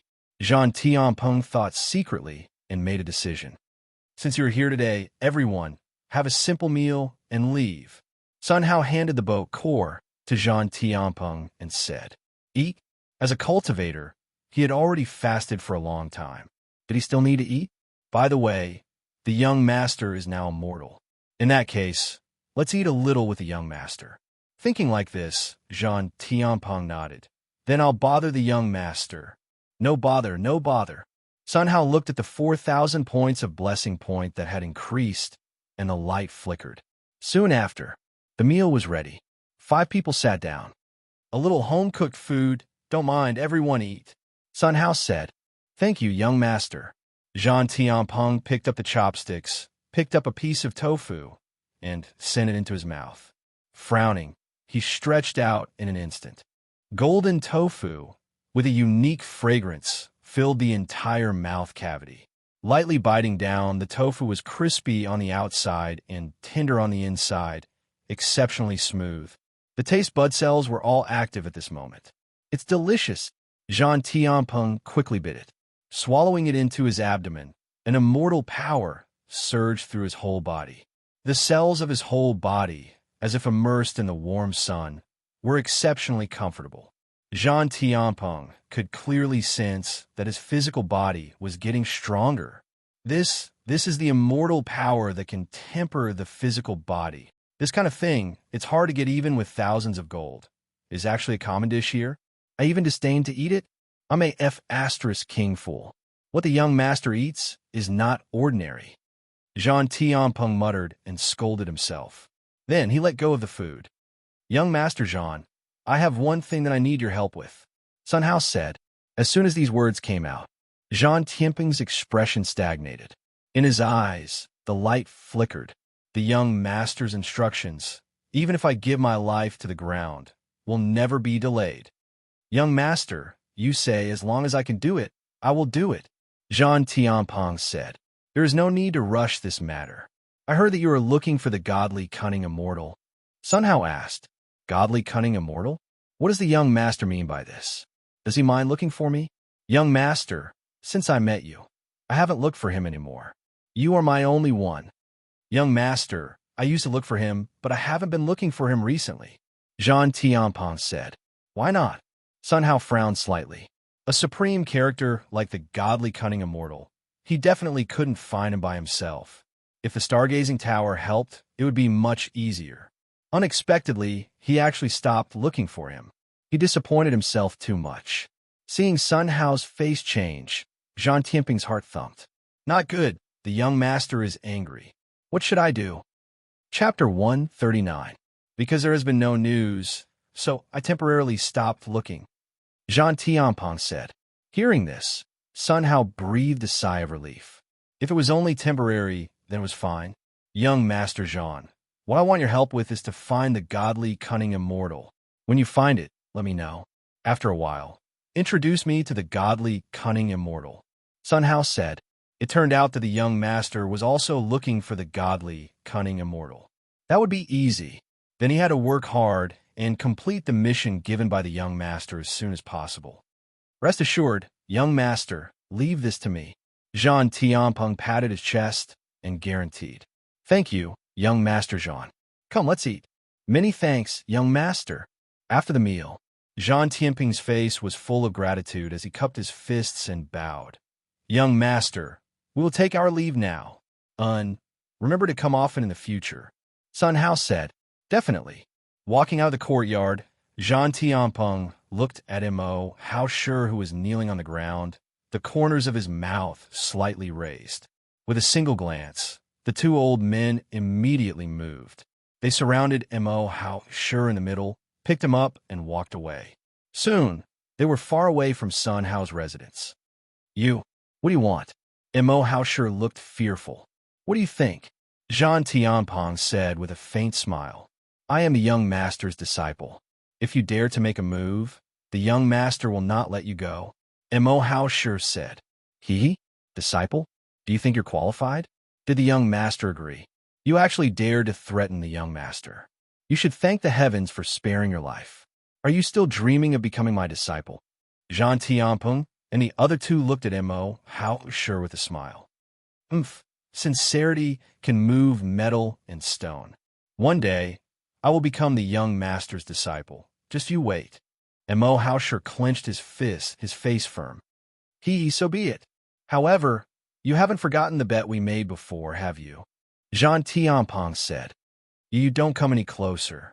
I'll call for help if you come any closer. Shout as you like. If I were to break your Dao heart, it wouldn't be as simple as beating you. Bang, bang. Don't hit my face. You're cutting off your descendants. You're too despicable. You bunch of animals. You don't know how to respect the old and love the young. Stop fighting. I was wrong. I'll bark like a dog, okay? When Jean Tianping and the others stopped, Mo Hao Shi's face was full of bumps, too horrible to look at. I am Mo Hao Shi, am a dog beside the young master. Woof woof. Seeing Mo Hao Shi's appearance, Jean Tianping and the others beamed with joy. All right, you can go now. Remember, don't break the young master's Dao heart. Jean Tianping said. Mo Hao Shi coldly snorted and quickly left. He came to a place where there was no one around. You kids don't know any better. By the young master's side, even such a terrifying existence is a servant. If I can become a dog by the young master's side, that would be such an honor. At this point, Mo Hao Shi had a proud look on his face. Young master, I'm coming. One day, I will move you. With that, Mo Hao Shi rushed up the mountain. The other side, Jean Tianping and the others flew quickly in the sky. Young master, where are we going? An old man asked. Of course, it is to complete the things that the young master has ordered. Jean Tianping said. Are we going to find the godly, cunning immortal? The old man asked. Yes. Jean Tianping nodded. Young master, do you have news about the godly, cunning immortal? The old man asked. No, but Jade Lake Palace's palace master Luo Luyan will definitely know. Jean Tianping said. Young master, I heard that Luo Luyan is elusive, and the Jade Lake Palace has now become a supreme holy land. Even the half-immortal is defeated. If we go there, I'm afraid. The old man's face showed a look of worry. Jean Tianping smiled slightly with a confident face. Don't worry, I will have a way to make her tell the godly, cunning immortal's residence. Young master, the current Jade Lake Palace doesn't sell anyone's face. What can you do? The old man asked. You will know when you get there.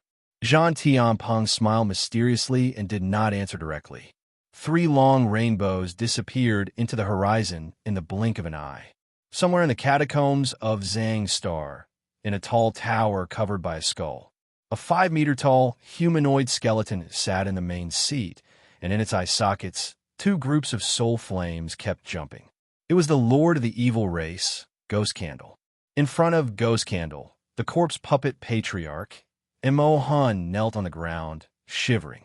On both sides stood several patriarchs with different expressions. Each of them was so powerful that people dared not look directly at them. You said that the drought demon was converted by the godly, cunning immortal? Ghost Candle's voice was calm, but when he heard it in Mo Hun's ears, he couldn't help but stand on end, and his skinless face was full of horror. Yes, Lord. Mo Hun nodded. Do you know how much it cost me to resurrect the drought demon? Ghost Candle said. Lord, I know. Emohan's whole body crawled on the ground, shivering. Since you know this, why did you send the drought demon to his death before his strength was far from recovered?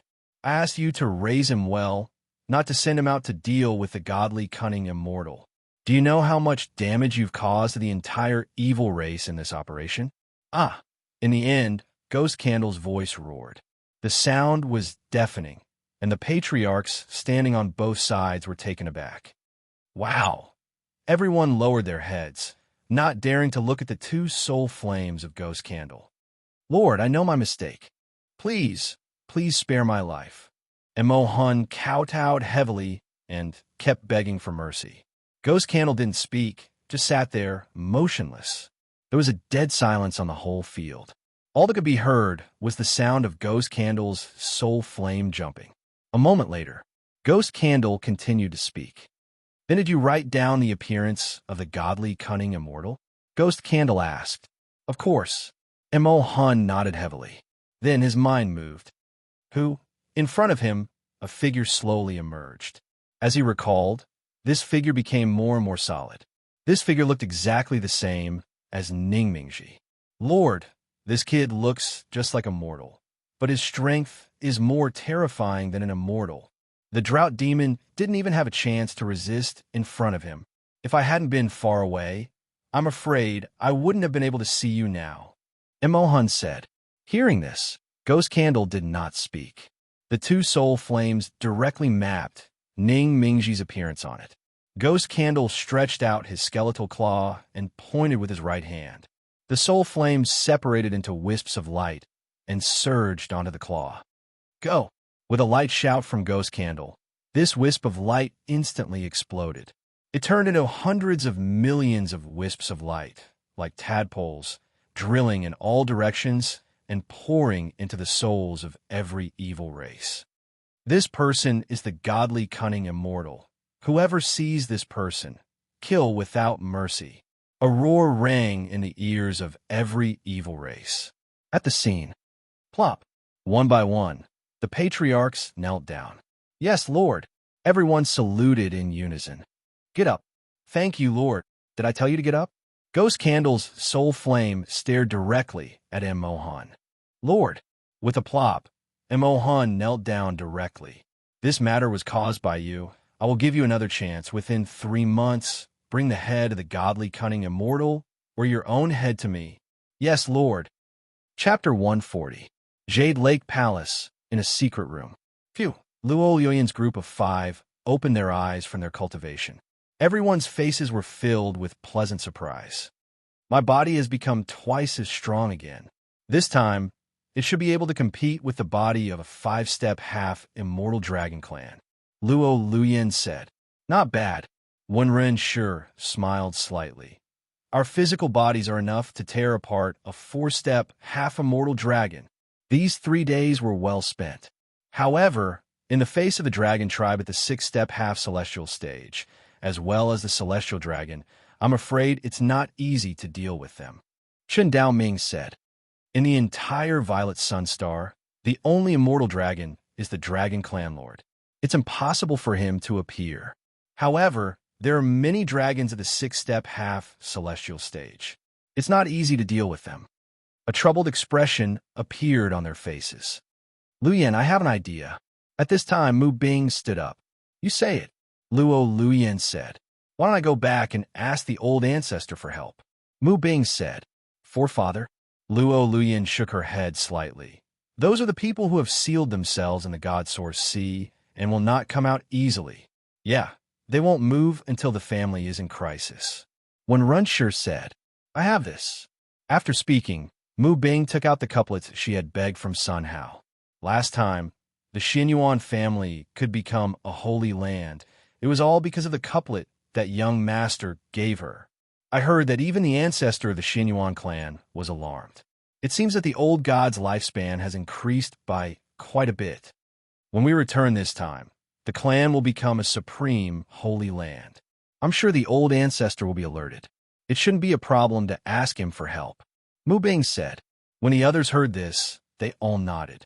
Ancestral patriarchs who could seal themselves in the source of God were existences that were infinitely close to becoming immortals. With them around, it shouldn't be a problem to deal with the Dragon Clan. There's no time to lose. Lil Bing, go back first. Within 10 days, everyone must gather in the West Prefecture Immortal City, Luo Luyan said. All right. Mu Bing nodded and quickly walked out.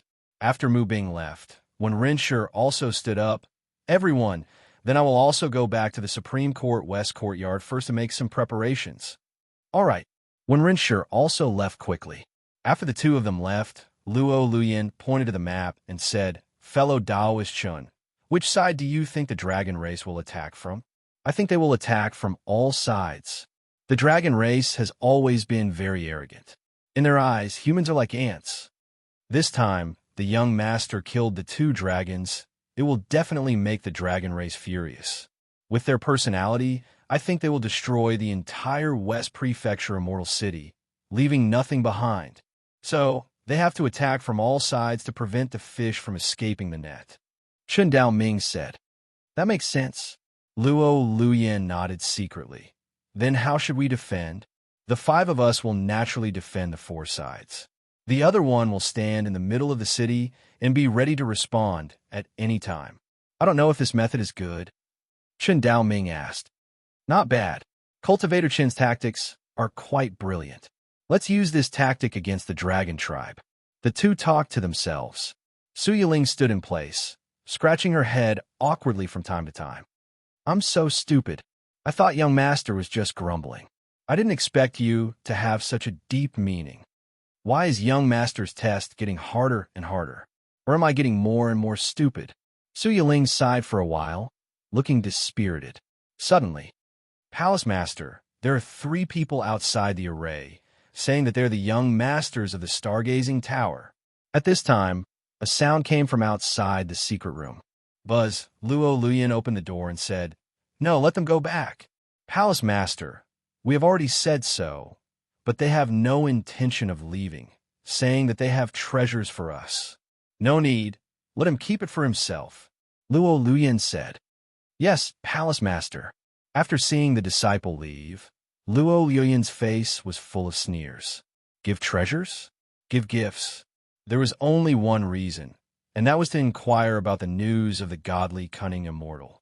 The young master was cultivating. How could he tell others about him?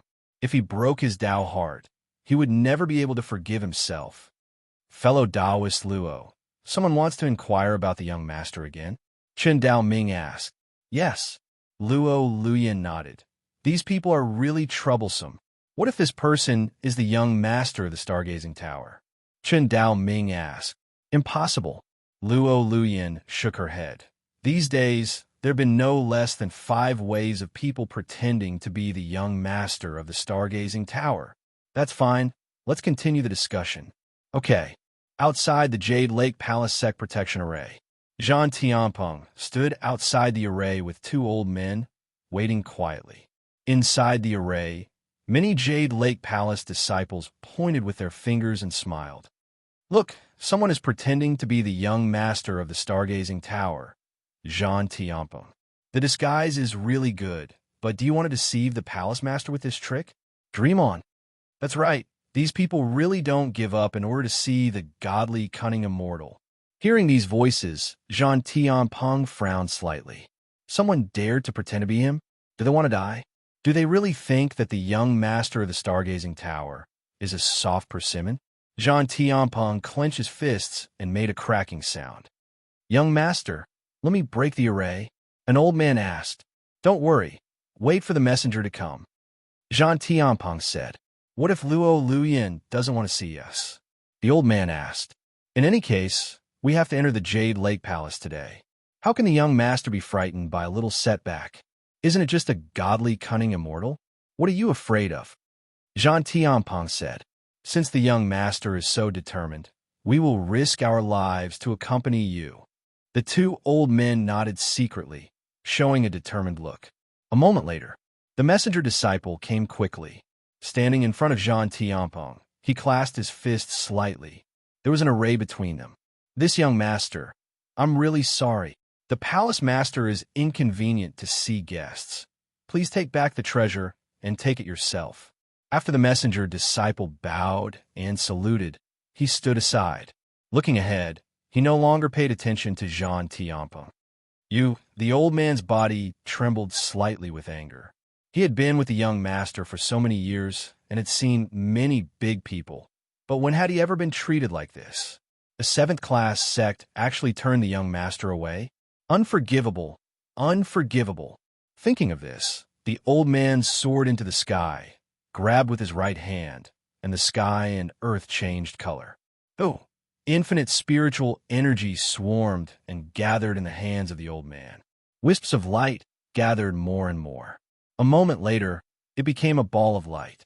The dazzling light was so bright that people couldn't open their eyes. A small seventh-class sect actually looks down on people like this, and watch me break the array. After speaking, the old man held the ball of light in his hand, aimed at the array, and blasted it down. Inside the array, a group of disciples saw this scene, and their faces changed slightly. However, they quickly recovered. Another half-immortal came to die. Actually want to die so much Chapter 141. The old man's punch carried a shocking power. Buzz all around him, the air kept trembling, as if it was about to burst. Without any accident, the old man's fist blasted on the great array. Boom! There was a loud noise, deafening. The great array trembled slightly a few times, then produced an unparalleled recoil force, attacking the old man. Seeing this scene, the old man's face changed drastically. Not good. The old man's body retreated violently. However, it was too late. Boom! There was a loud noise. The old man flew out like a broken kite, sprinkling a rain of blood in the sky. Finally, he fell heavily to the ground. Uncle Fong. Jean Tiamping's expression changed slightly, and he hurried over to help the old man up. Young master, I'm fine, just a little injury. The old man waved his hand, indicating that he was fine. Then he stood up. The three of them returned to their original place again. When the messenger disciple saw this scene, his face changed slightly. He was not killed by the array. This matter must be reported to the palace master. Thinking like this, the messenger disciple quickly left. Uncle Fong, are you really okay? Jean Tiampong asked. Young master, I'm really fine. Everything is thanks to eating at the young master's place, and my physical body is strengthened. Otherwise, the recoil force, just now, will definitely crush me to pieces. The old man said. Hearing this, Jean Tiampong let out a long sigh of relief. He looked in the direction of the great demon mountain with a grateful face. Young master, thank you. You can rest assured that even if I die, Tiampong will definitely complete what you have told me. Jean Tiampong clenched his fists, looking at the great array, and his fighting, intense sword. He soared into the sky and stood quietly high in the sky, ready to make a move. At this time, wait, there was a sound. Luo Luyin and the others came quickly. You are Luo Luyin? Jean Tiampong asked. That's right. What are you looking for me for? If you're inquiring about the godly cunning immortal, then please go back.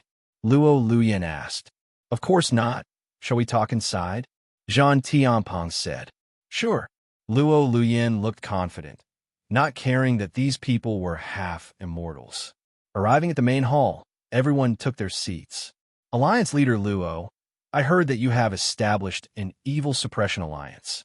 I'm very impressed. Today, I have come to give you a treasure so that I can do my best. Jean Tiampong said.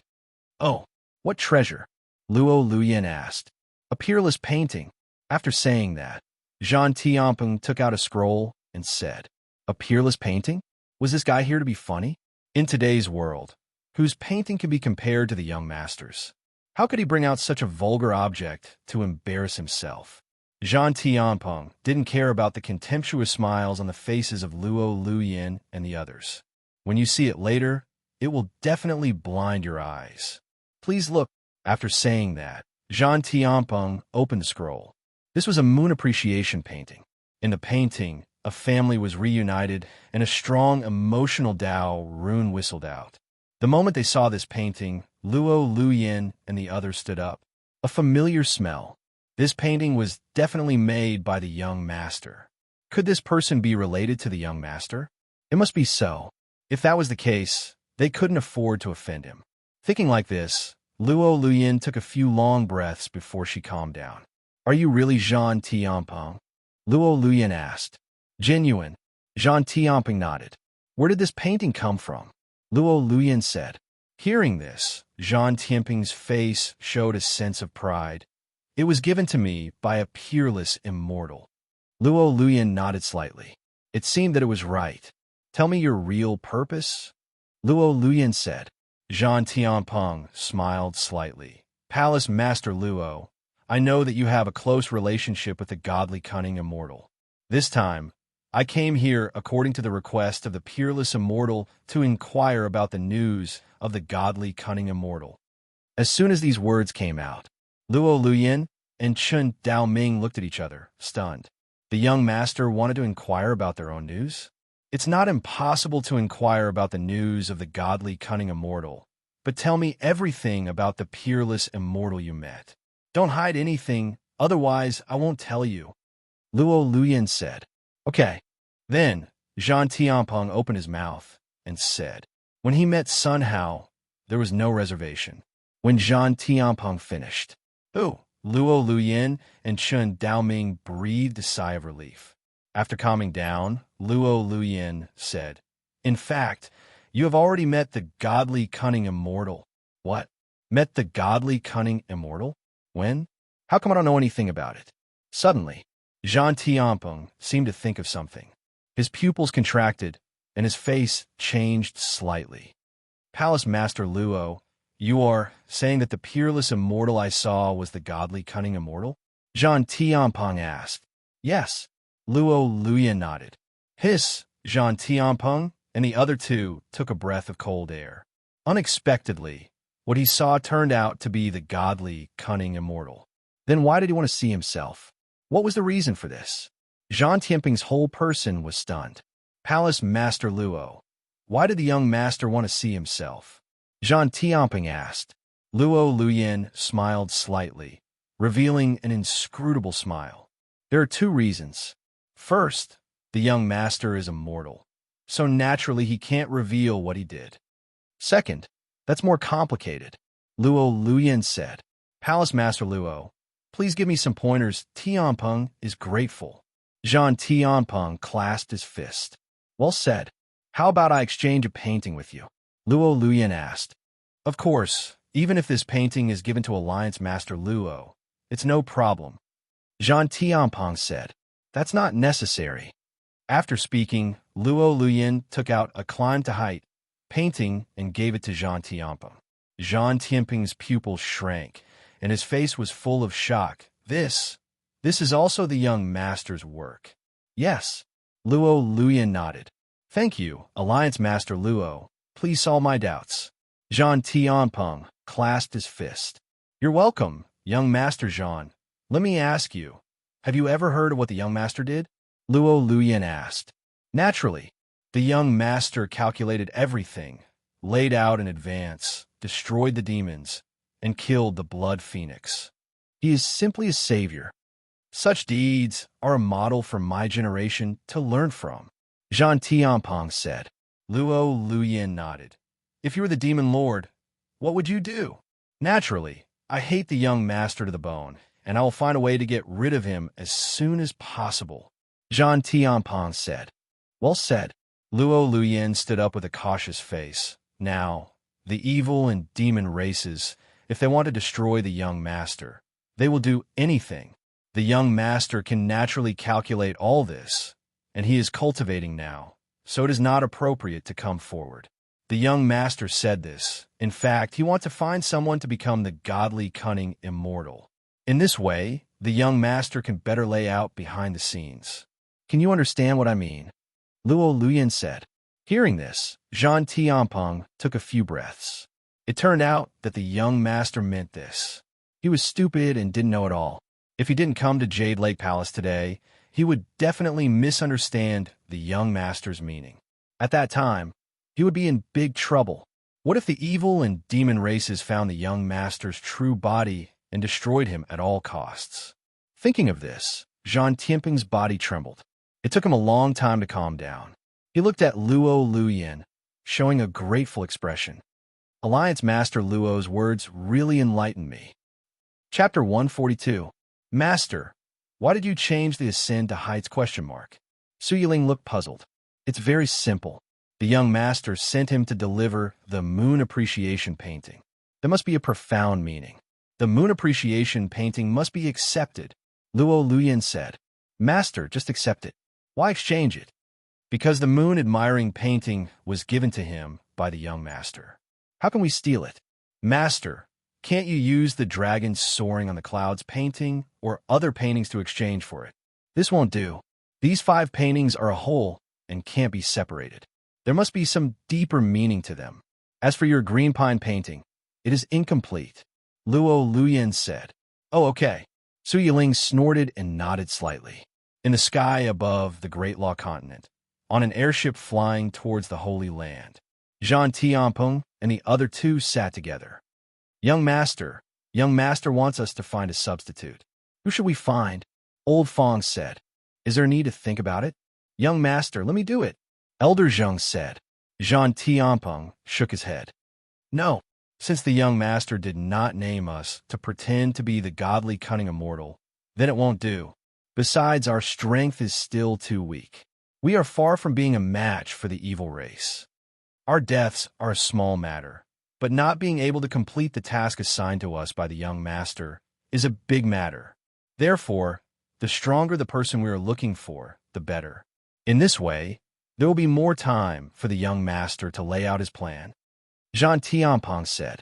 The 2 old men nodded slightly. Young master, the strongest people in the entire Skylaw continent are the patriarchs of the 3 great families. Are we going to look for them? Old Fong asked. That's the only way. I heard that the old ancestor of the Xinyuan family has also heard about young master's news. I think he will agree. However, I feel that the strength of the Xinyuan family's ancestor is still too low. Jean Tianping said. Young master, you want to invite an immortal? Elder Fong asked. It would be best to invite an immortal. Jean Tianping nodded. But the 9 immortals of the human race have not shown themselves for tens of thousands of years. Moreover, how did they manage to get their help? Elder Fong was puzzled. Sincerity can move metal and stone. I believe that if we tell the young master everything, that a mortal might agree. The most difficult thing now is to find the immortals. Just as he finished speaking, there was a tremor. Jean Tianping took out a jade slip from his chest pocket. When he saw the message on it, a strange light bloomed in his eyes. On it was written, Young Master, the scouts have come to report that the Jade Pearl Cave abode has been opened. I believe that Ujizi has returned. What an unintentional willow tree. Back then, in order to find immortals, he had exhausted all his methods. In the end, he had no choice but to plant spies in all the caves that the Ninth Spirit had lived in. As soon as the immortals returned, they were to send out the news. Who would have thought that an immortal would actually appear now? Look, Jean Tianping showed the jade slip to the 2 elders. When the 2 old men saw this, their pupils constricted and their faces were filled with shock.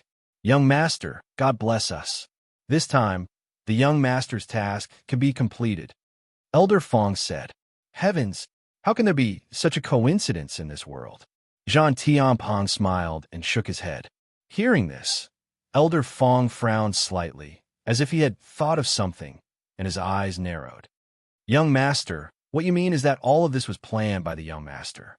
Young master calculated the birth of Ujizi and wanted to invite him to be the godly cunning immortal on the surface.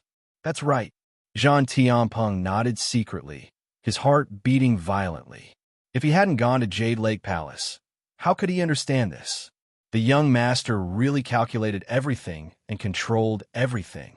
He was a supreme existence. We can only be the chess pieces in the hands of the young master and help him play a big game of chess. This was a supreme glory. Young master, this Ujizi has lived for tens of thousands of years. I'm afraid we can't invite him. Elder Fong said. Yes, young master. Elder Zheng said. Jean Tianpeng smiled slightly. Don't worry about this. What I'm worried about now is that I can't find any trace of Ujizi. Young master, do you have a wonderful plan? Naturally. Jean Tianpeng smiled slightly. Supreme Court, West Court. Outside the great array, thousands of people stood there, waiting quietly. Among them, there was Fong Ning, the great elder of the Fong family in the northern domain. Fong Ning stood there with nearly 1,000 people with his arms crossed. Not far from them was the gate of the Supreme Court, West Court. Outside the gate array, there were nearly 1,000 middle-aged men in black robes sitting cross-legged on the ground. They were all embroidered with the mark of the Supreme Court. The leader was dressed in a purple robe. He held the scabbard in his right hand, sat on the ground, closed his eyes, and remained motionless. Even if he didn't open his eyes, that kind of power emanating from his body made people dare not approach. Who is that person? What a strong power! You don't even know him. He is the supervisor of the Supreme Court, Jiang Kun. What? Is that Jiang Kun who has reached the second step half-immortal? Yes, it's him. Farther away, there were many people from other sections. They looked at the Supreme Court, West Court, and discussed with each other. At a glance, on the ground and in the sky, it was densely packed with people. The number was so large that there were probably tens of thousands. It's been so long. Why hasn't this one Rensher come back yet? It's you. Do you dare to come back? There are several half-immortals alone. Not to mention, there are Jiang Kun and Fong Ning, the second step half-immortals. Yeah, most likely he won't dare to come back. If he doesn't come back, the position of the Supreme Court West Court Dean will change hands. Suddenly, look, a cry of exclamation shook the audience. Looking around, many cultivators' pupils shrank, and their faces were full of surprise. That's when Rensher, great, he's back. He actually dared to come back? You sure have guts. This is interesting. Let's see how he deals with it. Deal with it? Then hand over the immortal sword and tell the whereabouts of the godly, cunning immortal. If we can learn the whereabouts of the godly, cunning immortal, I'm afraid we can also get amazing fortune.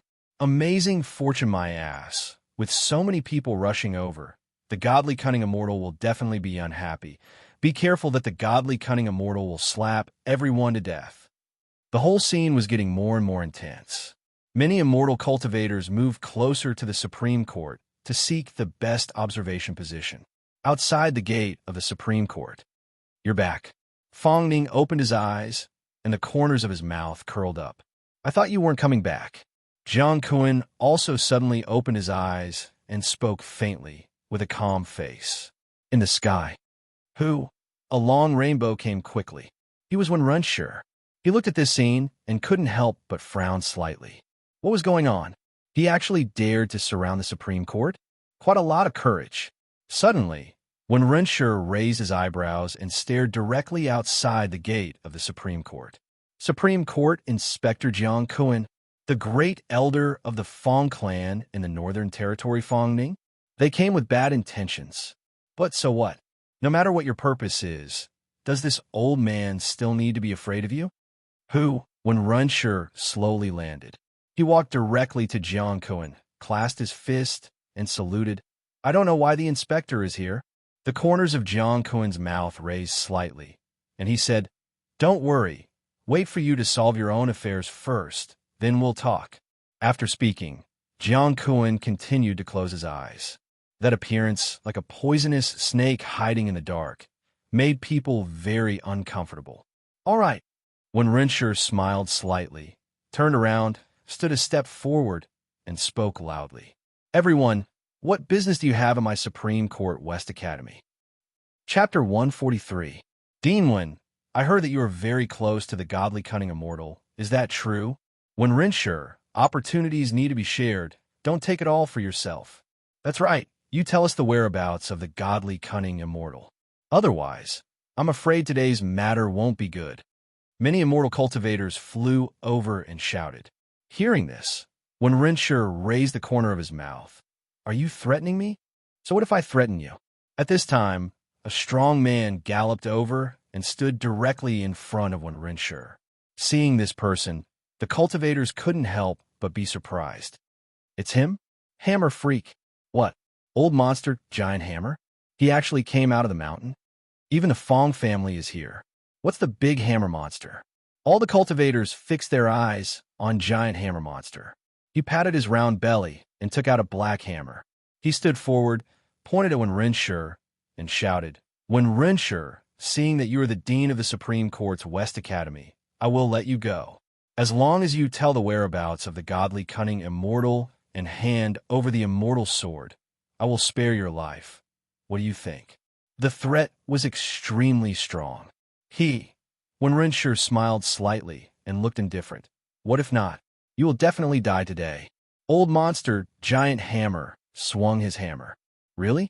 Wenrenshi raised the corner of his mouth, and his figure disappeared instantly.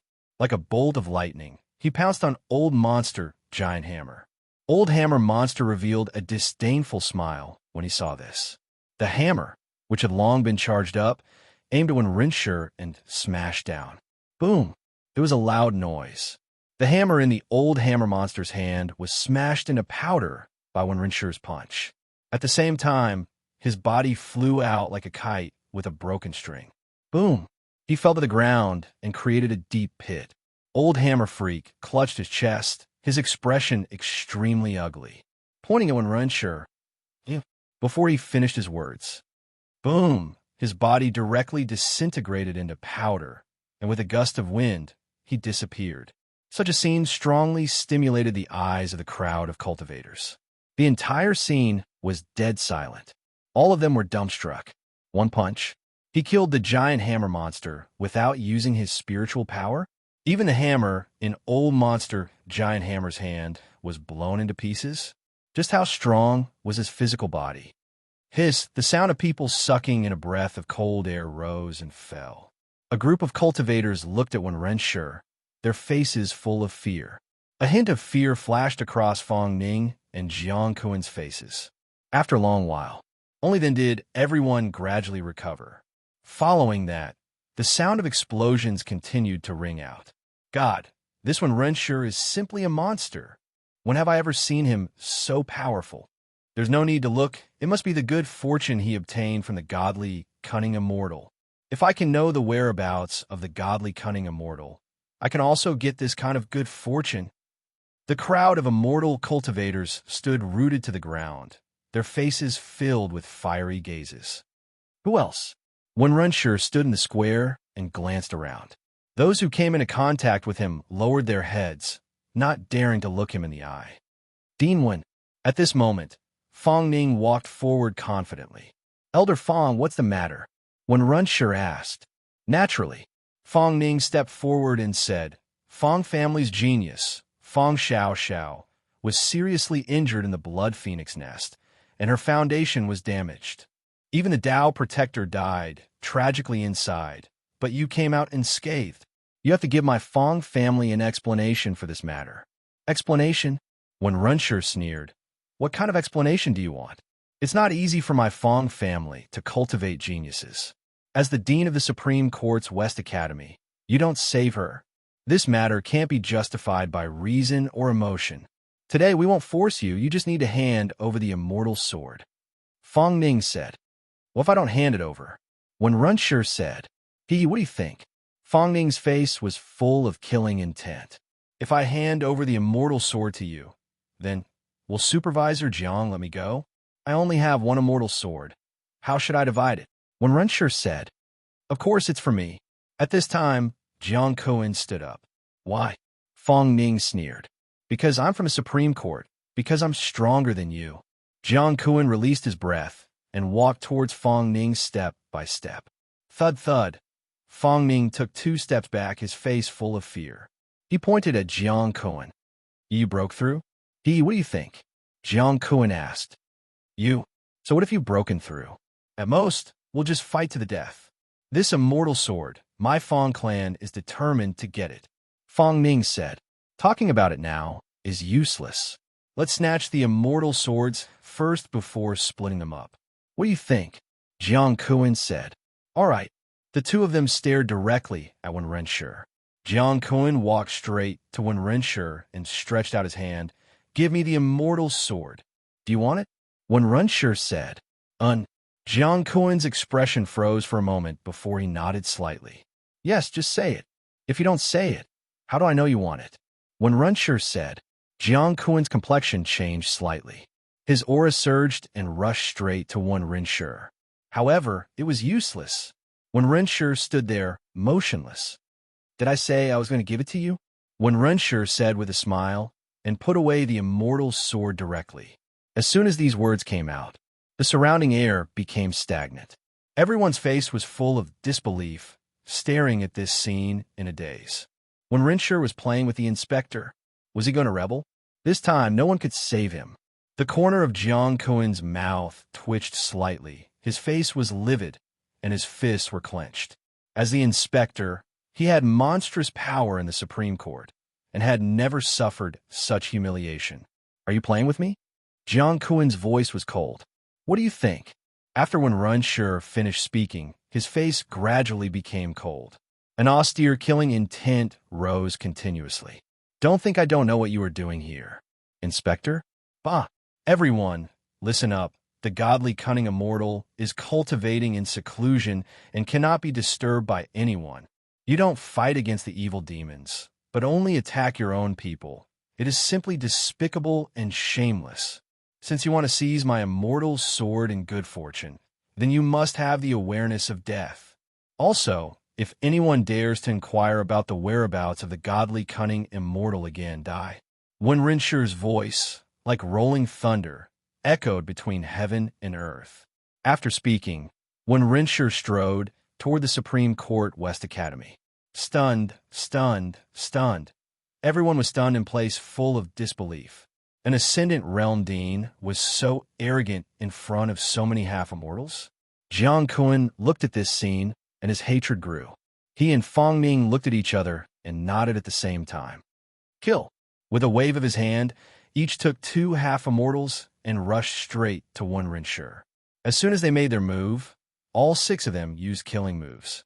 Buzz! The world trembled, and the waves of air whistled. The shock waves spread around layer by layer. The sound of explosions kept ringing. Many cultivators flew back, away from the center of the battle. Sensing the attack behind him, when Runshur smiled coldly. Since you want to die, don't blame this old man for being ruthless. He stood in place, without the slightest intention of moving. Boom! Boom! The loud noise whistled. The sound of explosions rang out continuously. The dazzling light made people unable to open their eyes. It took a long time for the surroundings to calm down. Everyone opened their eyes and saw the scene in front of them. Their pupils shrank, and they couldn't believe it. They saw that when Runshur stood in place, intact. Fong Ning and Jiang Kuan widened their eyes, with a look of disbelief. Their bodies trembled involuntarily. What kind of monster was this? With the 6 people's unique skills, even a 4-step half-immortal would be seriously injured. And he didn't have any scars at all? How could he be so strong by relying on his physical body alone? This was impossible. The 2 kept shaking their heads, unable to believe everything in front of them. At the moment when they were stunned, when Runshur quickly made his move and grabbed the heads of the 2 half-immortals. Boom! 2 sounds rang out at the same time. Before the 2 could react, their heads burst open and red and white things splashed everywhere. Boom! The headless body fell down softly. The other 2 half-immortals' scalps exploded, and they quickly flew back. It's just that, or is it in time? Boom! The 2 heads exploded at the same time. Finally, like a weak chicken, they fell softly to the ground, twitched a few times, and then there was no movement. Chapter 144. All around, there was dead silence. Everyone looked at one Runshur as if they were looking at a terrifying monster. Killing a half-immortal with bare hands was as simple as slaughtering a chicken. In today's world, even a half-immortal dragon clan would not be so simple, right? What kind of monster is he? This physical body is too terrifying. Never seen, never heard of. It seems that the good fortune he obtained is unimaginable. The onlookers muttered to themselves, unable to say a complete sentence for a long time. Jiang Kuan and Fong Ning looked at one Runshur Their liver and gallbladder cracked. Their legs trembled violently involuntarily. Plop! The two of them knelt down at the same time. One, Dean, I was wrong. Spare my life. Dean 1, this little one deserves to die. No more ideas about your immortal sword. After saying that, the two of them kept kowtowing. When Rinshur smiled coldly, stretched out his hand, and 2 slaps came over. Their faces changed dramatically, and they quickly used their shields. At the same time, they used their weapons to block in front of them. No! The shouting stopped abruptly. The palm directly smashed the weapon, and the speed did not decrease, directly slapping the 2 people's heads. Boom! 2 sounds rang out at the same time. The shield and the head cracked in response. Boom! The headless corpse fell directly to the ground, twitching nonstop. Blood sprayed all over the ground. All around, there was dead silence again. Dead, they're all dead? Of the 2 of them, one is a 3-step half-immortal, the other is a 2-step half-immortal. This one, Rinshur, is too terrifying. The onlookers looked at Rinshur, their faces full of fear. When Rinshur stood there, his eyes sweeping. Anyone who was swept lowered their heads one after another, not daring to look straight at him. The people who survived the Fong family and the Supreme Court were full of fear. They stood in place, shivering, and did not dare to move at all. Killing their leader was like slaughtering a chicken. What was the difference between them rushing forward and courting death? Who else? When Rinshur roared, no one responded. There was only dead silence all around. When Rinshur stared at the supervisory envoys and said, "Listen up. Dean 1, if you have any instructions, just say it." A man stood trembling on the spot. "Help me pass a message to the first Dean, since he sent people to oppress this old man like this. Then, from today onwards, this old man will withdraw from the Supreme Court. From now on, it has nothing to do with the Supreme Court." When Rinshur said, "Yes, yes," the man cupped his fists and bowed respectfully. "And the rest of you, if you want my celestial sword, come at me." After speaking, when Rinshur strode into the Supreme Court West Courtyard. A moment later, he strode out again. Swish! Then, it turned into a rainbow and disappeared into the horizon. Ha! When Rinshur let out a burst of laughter, seemingly spitting out all the grievances in his heart for many years.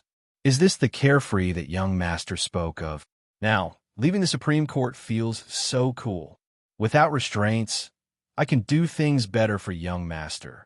Young master, you only need to worry about the arrangements behind the scenes. I will be the chess piece in your hands. I will kill wherever you point at. When Rinshur murmured, clenching his fists firmly. Time flew, and in the blink of an eye, 2 days had passed. After nearly 3 days of flying, Mu Bing finally arrived at the Holy Land of the Central Plains.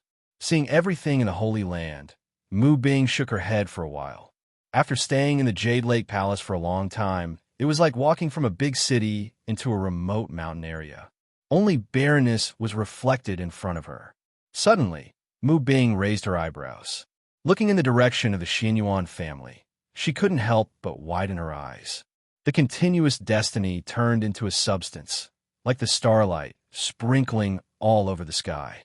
Even the daytime, it was extremely dazzling. Xinyuan family? Don't be complacent.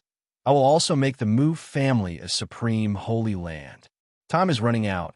I must return to the family as soon as possible. Thinking like this, Mu Bing sped up and ran through the crowd. She glanced behind her from the corner of her eyes, and a cold, killing intent flashed across her eyes. Not long after she left, in the crowd, a man in a black robe raised the corner of his mouth slightly. "You're finally back." The man's figure flashed and disappeared. Soon after, Mu Bing came to the gate of the Mu family. "Sister Mu Bing, so beautiful." I can feel a strong pressure from Sister Mu Bing. Sister Mu Bing is indeed a genius. As soon as she stood at the gate, a group of children surrounded her. Like stars surrounding the moon, they surrounded Mu Bing. This was the first time she was surrounded by so many children. She remembered that when she was 2 years old, she had a serious illness and almost died. Even if she came back to life later, there was no one to play with her, and her talent was only average in the Mu family. All the time, as a branch, she had been living in the shadow of the genius Muchon. All the resources of the family were tilted to Muchon, and she was sent to the Supreme Court West Courtyard to fend for herself. Now, returning to the family, looking at the enthusiastic appearance of a group of children, a kind of warmth surged through her heart. I don't know how father and mother are. They will be very surprised to know that I'm back, right? I will give you a bigger surprise later. Your daughter is not a waste. Mu Bing clenched her fists and nodded secretly. Sister Mu Bing, don't just stand there. The patriarch and aunt are still waiting for you. Patriarch. Mu Bing looked surprised. It seemed that they must have known that she had killed the black-armored knight. Also, they knew that she was very close to the godly cunning immortal. However, to find out the whereabouts of the godly cunning immortal, that was absolutely impossible. Thinking like this, Mu Bing followed this group of children and walked into the mansion. Entering the Mu family hall. Binger, you're back. You worked hard, sit inside. She saw that a graceful and luxurious middle-aged woman walked up quickly. Her face was full of smiles, looking at people's eyes like a spring breeze, very comfortable. This middle-aged woman was the wife of the patriarch and also the aunt in the children's mouth. Mu Bing looked at the middle-aged woman, her face showing a trace of surprise. When had she ever seen the aunt smile at herself? This was a dream, right? Binger, it was aunt who was not sensible before and let you suffer grievances. Aunt didn't apologize to you. After speaking, the middle-aged woman bowed and saluted. When Mu Bing saw it, she hurriedly helped the middle-aged woman up. Aunt, don't. I've forgotten the things of the past. Binger, you're so sensible. Come, rest inside. After speaking, the middle-aged woman pulled Mu Bing and walked into the hall. As soon as she entered the hall, she saw the patriarch, Mu Hong, coming straight up with a smile on his face. Binger, it's great that you're back. Mu Hong said. The originally dignified patriarch could actually smile. Although the smile was so ugly, at least he smiled. Mu Bing looked stunned, and her face was full of surprise. Greetings, patriarch. Mu Bing bowed and saluted. Don't. Mu Hong hurriedly helped Mu Bing up. Binger, you've worked hard outside. Take a break and have a cup of tea. When Mu Bing sat down, Mu Hong waved his hand, and someone immediately served tea. Binger, this is spirit tea. Drink it while it's hot. Don't waste it. The middle-aged woman urged. Spirit tea? At most, it was just ordinary spirit tea. Could it be compared with the young master's immortal tea and enlightenment tea? She had drunk so many of those supreme treasures. Why would she care about this little spirit tea? However, due to her face, she had to take a few sips. Thank you, patriarch. Thank you, aunt. After speaking, Mu Bing picked up the cup, and when she was about to drink it, she couldn't help but frown. Then, she swallowed it in one gulp, wrapped it with immortal power, and secretly expelled it from her body. Seeing Mu Bing drink it in one gulp, Mu Hong and the middle-aged woman looked at each other. A touch of contempt flashed. By the way, where are my parents? Mu Bing asked. I've sent someone to call them. They should be here soon. Bing, I heard that you have seen the godly cunning immortal? Mu Hong said. Yes, patriarch. Mu Bing can have today, thanks to the godly cunning immortal. Mu Bing said. Then can you tell us the whereabouts of the godly cunning immortal? Let's go and pay our respects. Mu Hong said. Mu Bing shook her head slightly. Patriarch, the godly cunning immortal, is cultivating in seclusion, and it is not appropriate for him to meet guests. If we force him to ask for good fortune, I'm afraid it will make the godly cunning immortal unhappy and self-defeating. When the two heard this, they nodded slightly. A touch of killing intent flashed away. Bing, I heard that you obtained an immortal sword from the godly cunning immortal. Is that true? Mu Hong asked. Yes. Mu Bing nodded. After saying this, Mu Bing pressed her head and showed a sleeping appearance. Gradually, she completely lost consciousness. Binger. Mu Hong and the other two called out a few times, but Mu Bing did not respond. It's done.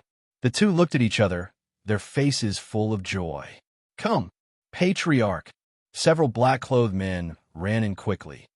Take her to the secret prison and lock her up. Go quickly. Yes, patriarch.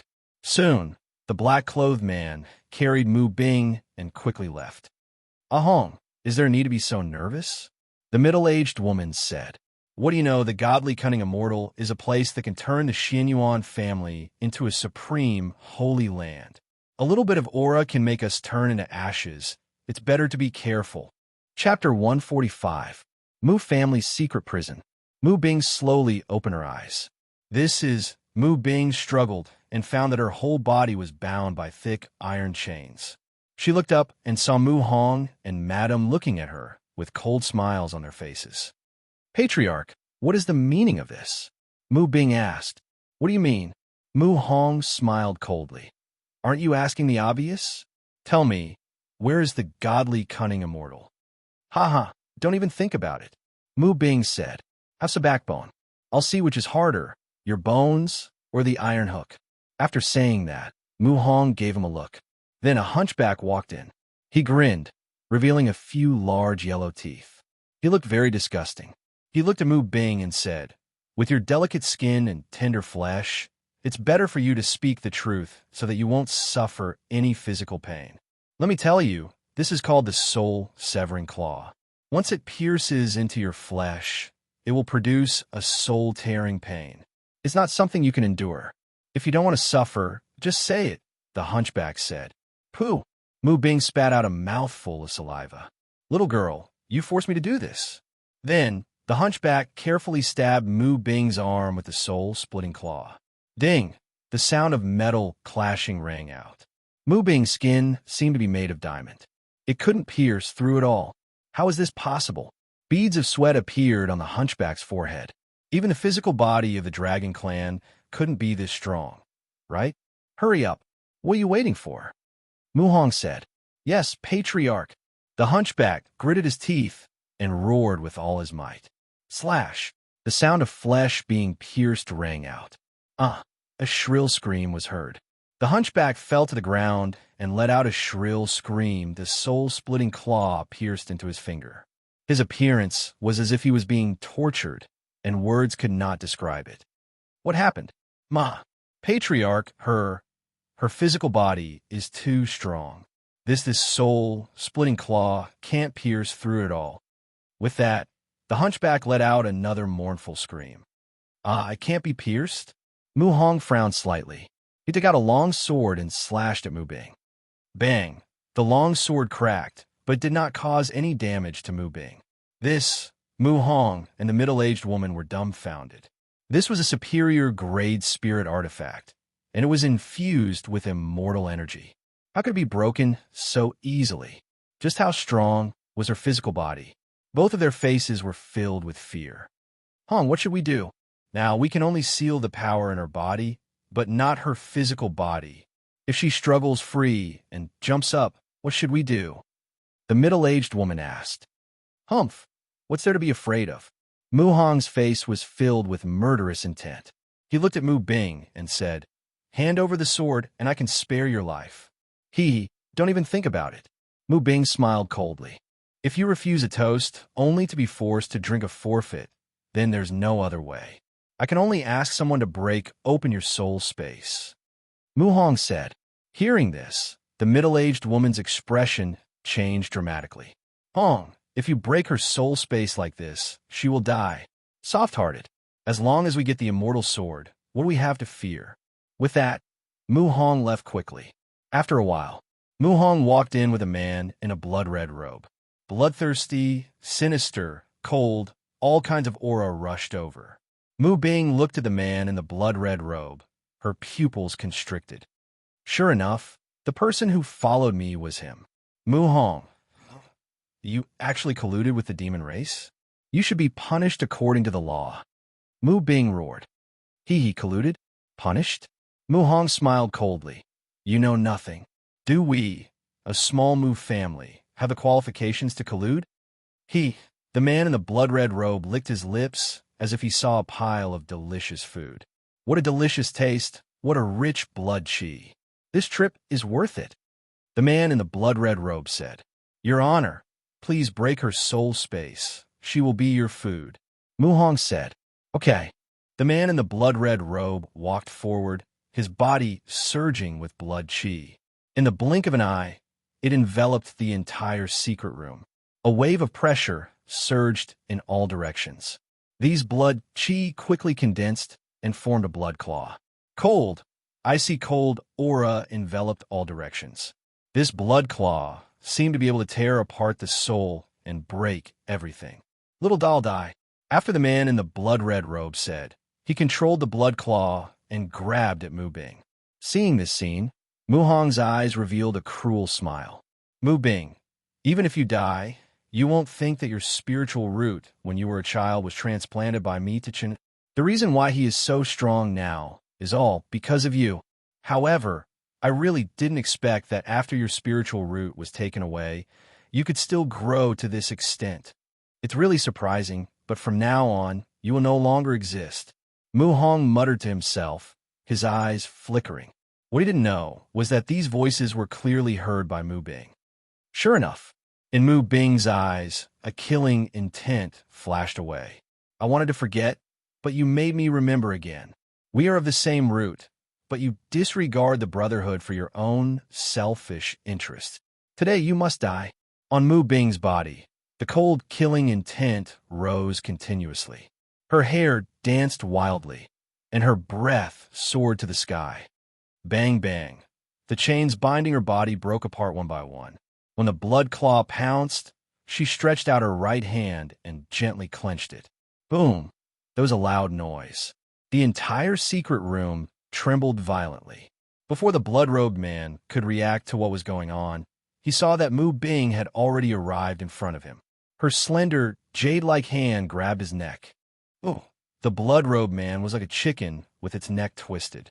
No matter how he struggled, it was useless. The young master is right. Evil demons should not exist in this world. After speaking, Mu Bing gently clenched. Gotcha! There was an explosion. The blood-robed man's neck was twisted, his head tilted, and his body fell softly to the ground. After twitching a few times, there was no movement. Mu Hong looked at this scene, and his whole person stood dumbfounded in place. How is this possible? How did she break free? This was made of the best spirit iron. How could her strength reach this level? Mu Hong muttered to himself, with a look of disbelief. However, in the moment when Mu Hong was stunned, Mu Bing had already arrived in front of him, looking down at him. What do you want to do? Mu Hong's voice trembled. What do you think? Mu Bing smiled coldly. You want to kill someone? Mu Hong's face was full of fear. Suddenly, he moved. A purple smoke sprayed out from his hand, and in an instant, it wrapped Mu Bing. Aha! Mu Bing, you're still too inexperienced. Don't you know how to capture the enemy before talking? Now, you've been hit by my ecstasy powder, and you still have strength. Mu Hong's face was full of pride. When the purple smoke disappeared, he saw Mu Bing standing in the same place, intact. That's impossible. You're immune to my poison? Regarding Mu Hong's surprise, Mu Bing was completely unharmed. You're right. Capture the enemy before talking. She lifted Mu Hong up as if she was holding a little chick. Similarly, the middle-aged woman who fainted in place was also lifted up. Boom! There was an explosion. Mu Bing broke through the ground and stood in the sky. Chapter 146. What happened? Why did the forbidden area explode? Let's go and see. Many disciples of the Mu family were awakened and looked in the direction of the forbidden area. They were preparing to move. At this time, whoosh, a long streak of light arrived at a rapid speed. This long rainbow was Mu Bing. She stood in the main hall of the Mu family, her eyes sweeping around. Look, soon, someone found Mu Bing. Who is she? Why did she appear here? She's fifth uncle's daughter Mu Bing. The person in her hand seems to be the patriarch. What? The patriarch and auntie were captured by her? How could she be so strong? What is she doing? Many disciples' faces revealed a look of panic. The patriarch was captured beyond imagination. Whoosh! More than a dozen figures soared into the sky and surrounded Mu Bing. Mu Bing, what are you doing? Hurry up and let go of the patriarch. Are you going to rebel? Is the patriarch someone you can capture? Mu Bing, let's talk nicely. Let go of the patriarch first. More than a dozen elders surrounded Mu Bing, threatening and tempting her. Regarding these, Mu Bing directly ignored. She stood in place, motionless. What are you still doing? Mu Bing betrayed the family. Hurry up and capture her. Mu Hong struggled and let out a hysterical roar. However, noisy, Mu Bing faintly spoke. Her right hand lightly clapped, like a heavy hammer hitting Mu Hong's head. Boom! With a loud noise, Mu Hong fainted. Whoosh! Mu Bing gently tossed. The two were imprisoned in the air, motionless. Such a scene strongly stimulated the eyes of the elders. Presumptuous, dared to hit the patriarch, treason. An elder with a bad temper rushed straight to Mu Bing. Buzz, pulling out a long sword, he aimed at Mu Bing's heart and stabbed it. This sword was aimed at taking Mu Bing's life. Umph! Mu Bing coldly snorted, stretched out 2 fingers, and flicked forward, courting death. The elder's face was filled with a cold smile. Bang! A sound rang out. The long sword in the long hand shattered inch by inch and exploded into dust. How is this possible? The elder's eyes widened in shock. In the next instant, his pupils constricted and his scalp went numb. No! The shout stopped abruptly. Without slowing down, Zhang Xian flicked the elder's glabella. Boom! Heaven and earth shook. Starting from his brain, the elder's body slowly disintegrated into a bloody mist, and he died on the spot. Seeing this scene, everyone was dumbfounded. Shattering a spirit artifact with a finger? Exploding a half-immortal with a single finger? Was he still human? It was too scary. The sound of people sucking in a breath of cold air rose and fell. Be it the elders or the disciples, they were all extremely fearful right now. It was unknown whether it was a good or bad thing for the family to produce such a monster. They stared at Mu Bing, not daring to move. Mu Bing also closed her eyes and remained motionless. After a while, her eyes burst out 2 rays of light, looking at the horizon. Mu Chun, don't hide. Come out if you're here. His voice was like thunder rolling out. Huh. A hearty laughter sounded. Immediately afterward, a man in white rushed over. He had a handsome face and quite a bit of temperament. Just standing there, the disciples below burst into exclamations. The Taoist is here. So handsome. No one can match this temperament. I heard that the Taoist is already a 2-step half-immortal, and his real combat power can fight with a 4-step half-immortal. I don't know if it's true or not. That's the strength of half a year ago, okay? The Taoist has already broken through. Fierce discussions continued to ring out. Hearing this, the corner of Mu Chen's mouth slightly raised, and his head slightly raised. He looked at Mu Bing and said with a smile, Sister Mu Bing, why did you capture my parents? What do you think? Mu Bing stared directly at Mu Chun, making his heart tremble and afraid to look at her. I think you're going to betray the family. Mu Chen's voice increased. So what if I betray the family? As the patriarch, when did he ever treat me as a family member? Peel off my spirit root and put it in your body. All the family's resources are for you to use. Now he wants to break my soul's sea and devour my body. Do you think I can let him go? As soon as these words came out, boom, like a thunderclap, it blasted in everyone's mind. Everyone's face was filled with shock and disbelief. Mu Chen's body trembled. His face changed dramatically, and he could no longer maintain his calm. He pointed at Mu Bing and shouted, You're talking nonsense. You're slandering me. I'm slandering you? You've always been a waste, and only became a genius at the age of 8. Tell me, how do you explain this? Mu Bing took a step forward, pressing Mu Chun to the point that he couldn't breathe smoothly. That's the supreme elixir that my father searched through ancient sites to find and cleanse my marrow. Mu Chun roared. Is that so? Mu Bing smiled coldly. Some things are not yours, and will never be yours. All these years, every morning, you've been sleeping in an ice cellar. Have you been tortured endlessly? And it's getting more and more intense?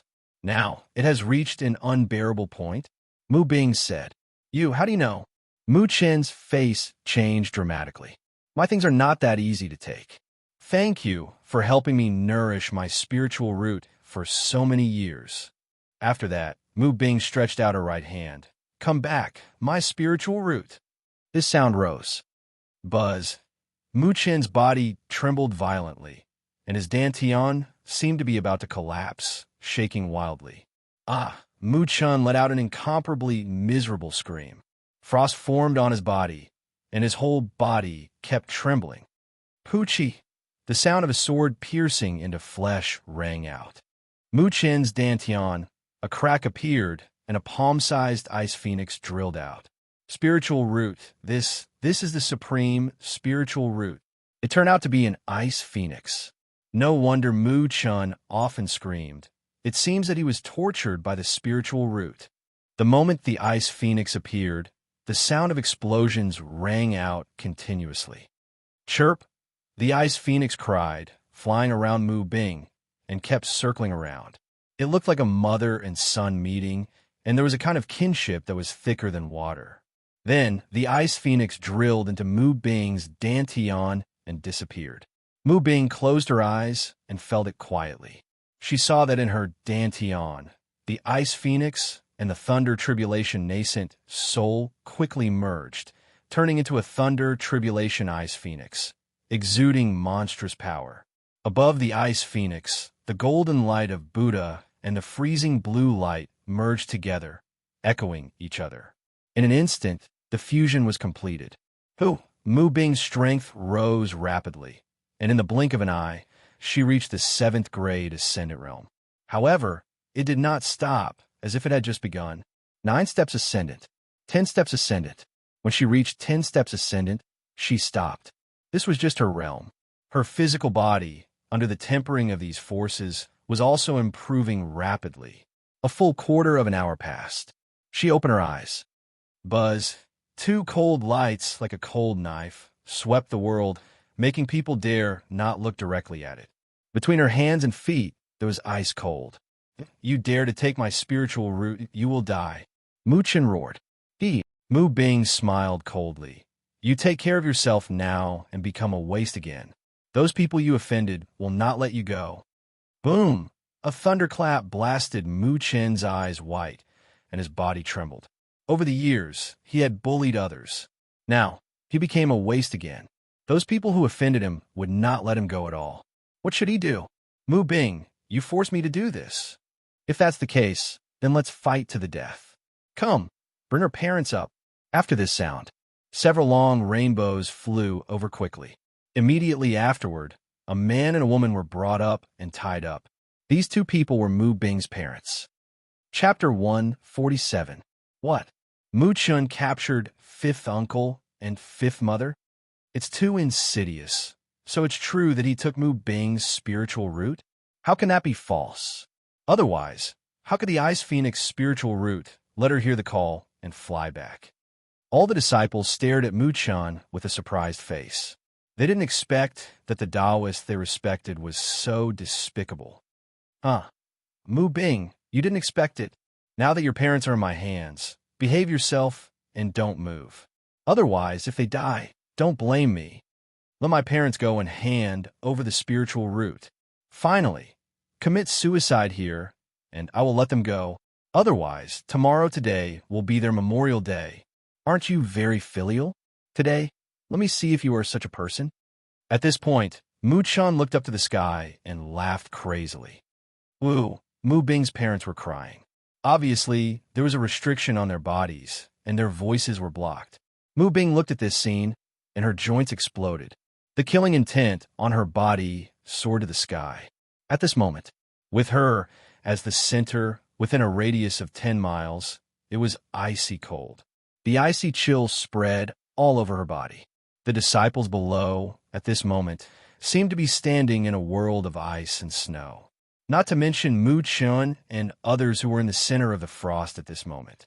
Mu Chen's face changed dramatically, and his voice trembled. In just an instant, he found that his arms were stiff and his whole body was cold. You're courting death. Mu Chen gritted his teeth and roared, slashing the long sword at Mu Bing's parents. Boom! However, his arm broke and fell to the ground, broken into several pieces. I didn't want to kill you. And you, how dare you touch my parents? Take my spiritual root. I can let you go. Collude with the demon race. I can also give you a way to live. Now, you even hurt my parents. This hatred is irreconcilable. You guys must die today.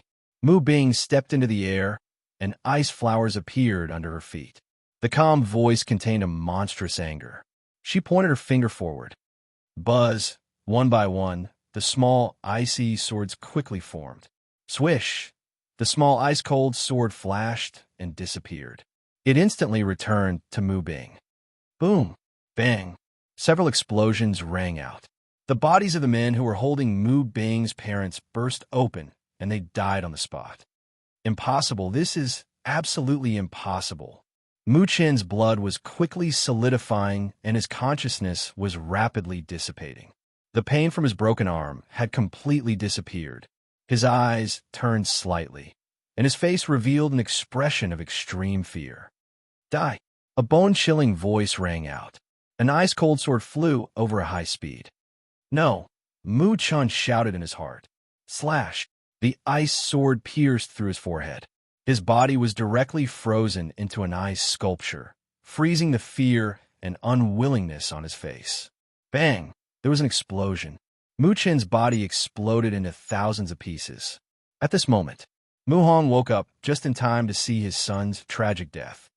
No! Mu Hong let out a hysterical cry. Ah, the roar was faint and unending. Mu Bing, you forced me to do this. Ancestor, save me. Mu Hong crushed the communication talisman. Hee, so what if the old ancestor comes out? You go to hell. Mu Bing pointed with her right hand, and two small ice swords directly penetrated the eyebrows of the two people. No, an unwilling roar stopped abruptly. Bang! The two people's bodies exploded directly. At this moment, there was dead silence all around. Whether it was the elders around Mu Bing, or the disciples below. At this moment, they were all staring at this scene in a daze, and they didn't react for a long time. Killed?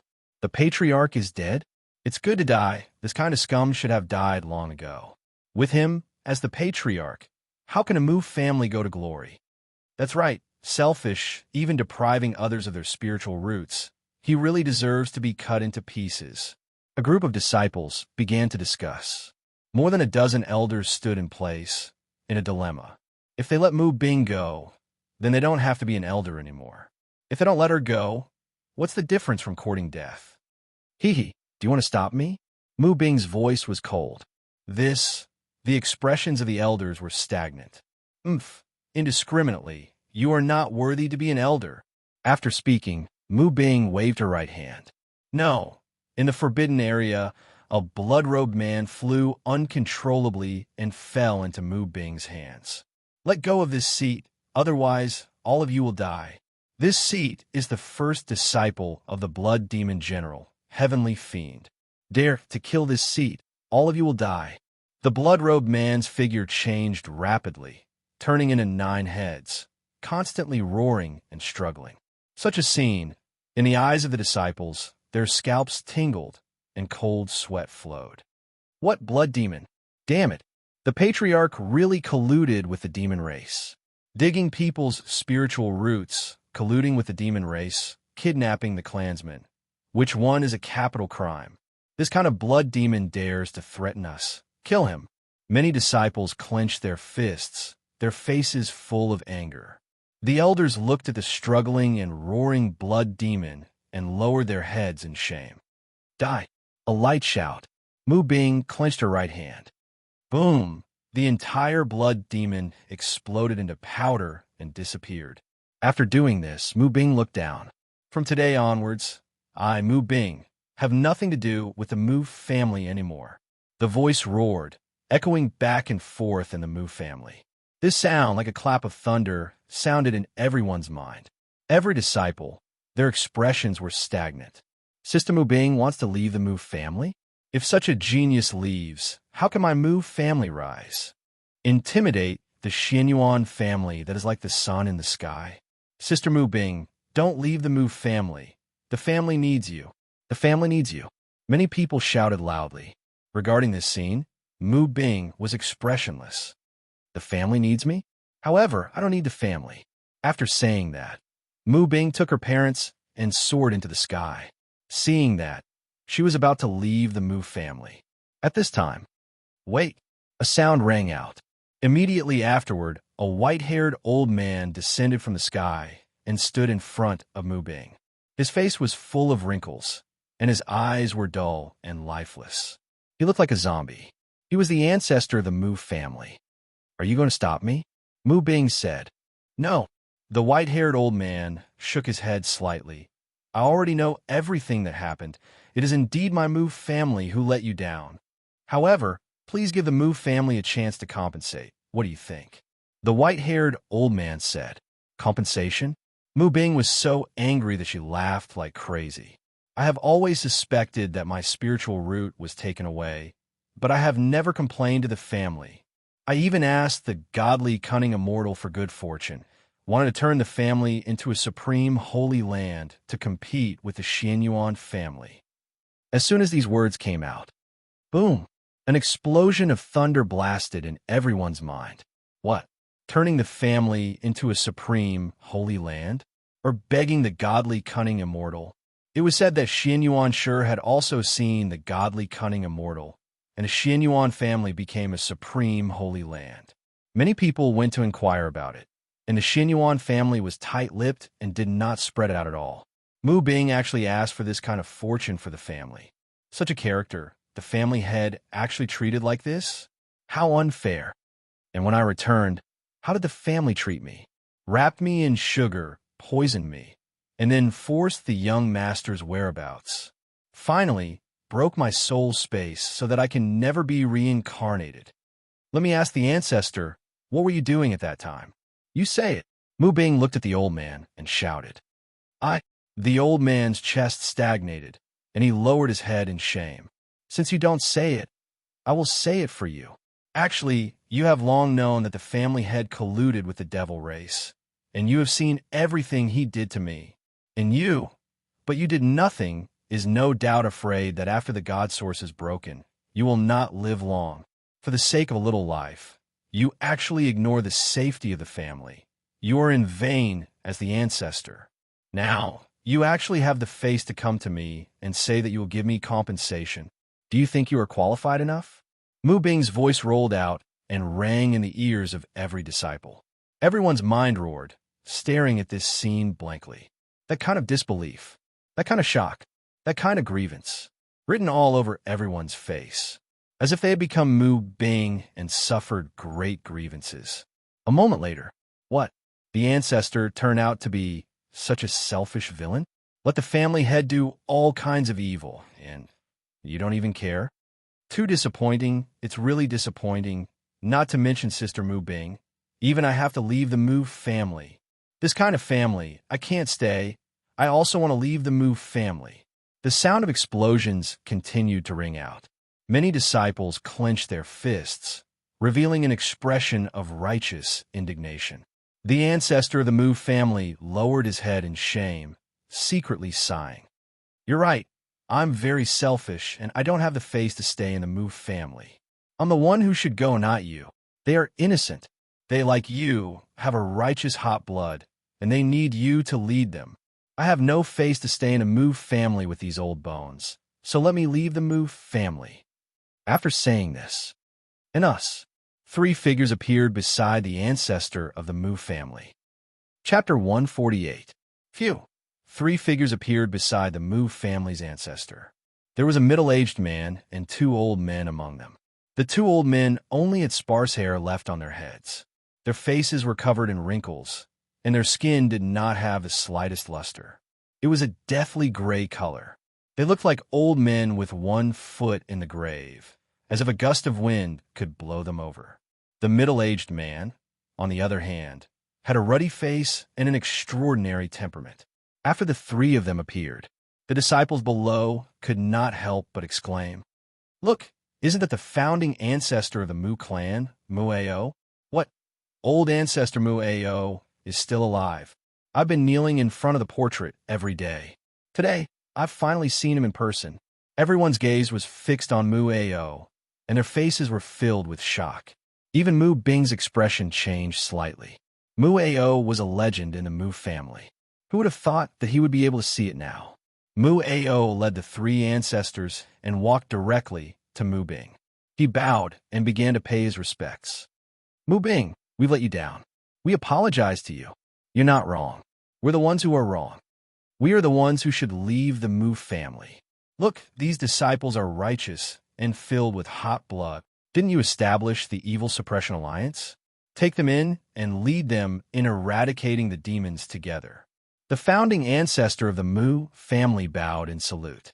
In the history of the Mu family, there was simply no such thing. Mu Bing stood there, tears streaming down her face. All his grievances were released at this moment. Child, your parents are useless. You've suffered all these years. Child, the Mu family has let you down, but the blood of the Mu family flows in our veins. You will be the head of the Mu family. Lead them to slay evil and eliminate demons. Mu Bing's parents stood on either side of Mu Bing, gently hugging her. Sister Mu Bing, please become the patriarch and lead us to slay the demons. Big Sister Mu Bing, you're the guiding light of my Mu clan. Without you, the Mu clan will be a pile of loose sand in the end. The group of disciples shouted loudly, tears streaming down their faces. Sister Mu Bing, please be the patriarch. No one knew who took the lead, but the entire Mu family from top to bottom knelt down and shouted in unison. His voice echoed back and forth between the Mu family's heaven and earth. Mu Bing looked at this scene and took a deep breath. With the release of his grievances, his mental state improved significantly. The evil-suppressing alliance indeed needed people. If all the disciples of the Mu family joined, the evil-suppressing alliance's strength would increase many times over. It would undoubtedly be of great help to the young master's plans. The influence of the evil-suppressing alliance would also soar. Since the culprit had been killed, the grievances had dissipated. In order to work for the young master, it was not impossible for him to become the Mu family head. Since that's the case, I'll temporarily take over the position of the Mu family head. However, there are a few conditions. Mu Bing said. Speak. Mu Ao looked at Mu Bing and said, First, everyone must obey my orders unconditionally. No problem. Secondly, I will lead the entire Mu family to join the Evil Suppression Alliance. We will take it upon ourselves to fight against the demons. No one is allowed to withdraw. No problem. Thirdly, patriarchs, you have to promise me something in private. Speak. Several divine sense transmissions rang out. The godly cunning immortal ordered me to save the West Prefecture Immortal City. The four of you, come with me. Are you willing? Mu Bing said, No problem. Don't you all ask what we are dealing with. Since it is the order of the godly cunning immortal, we will not hesitate to sacrifice our lives. I will also tell you the truth. This time we are going to deal with the dragon race. As soon as these words came out, boom! A few thunderclaps sounded in the heads of several patriarchs. On everyone's face, there was a trace of fear. The ancient dragon race was going to slaughter the city again. If they made a move, I'm afraid that the entire human race would be plunged into misery and suffering. What should they do? What? Scared. Mu Bing showed a sneer. Child, do you know what the ancient race is? Do you know what the king of the ancient race is? Mu Ao asked. Ancient race? Isn't it a race left over from ancient times? Mu Bing asked. That's right. Every ancient race has an ancient secret method. Even if they are now in decline, they are still not what the human race can contend with. And this dragon race is the king of the ancient race. How is offending them different from courting death? Mu Ao said. Hee, so you're afraid? Mu Bing said. Mu Ao's chest stagnated, and he lowered his head in shame. Facing the dragon race, he really had no heart to fight. It turns out that Patriarch Mu Ao is also a coward. If that's the case, goodbye. After saying that, Mu Bing took her parents and soared into the sky. Wait. Mu Ao blocked in front of Mu Bing. What? Do you want to attack me? There was no fear on Mu Bing's face. No. Mu Ao shook his head and sighed secretly. Taking a few deep breaths, he said, The human race has indeed been silent for too long. In that case, let's fight a vigorous battle. Even if we die, we will accept it. Mu Ao said, Old Ancestor, you agree? In Mu Bing's eyes, a glimmer of light flashed away. This time, it would be much easier to fight against the dragon race. When do we leave? Mu Ao asked. Of course, the sooner the better. But before we go, let's transform the family first. After saying that, Mu Bing took out a pair of couplets and looked in the direction of the Xianyuan family. Xianyuan, sure. My Mu family will never be under your Xianyuan family. The couplets were spread out. Auspicious dragon soaring purple pavilion. Happy phoenix around Zhu Xian. Dragons and phoenixes danced, full of artistic conception. Terrifying Dao rhymes rushing out. Immediately afterward, howl! A dragon's roar caused the central region's sacred ground to tremble. The auspicious dragon soared into the air and turned into a golden dragon shining with golden light. On the golden dragon's body, 7-colored brilliance radiated, very auspicious. Howl! The golden dragon roared toward the sky. The 7-colored auspicious light flourished, seeming endless and boundless. Immediately afterward, the golden dragon soared into the sky, its body rapidly enlarged, standing proudly in the sky.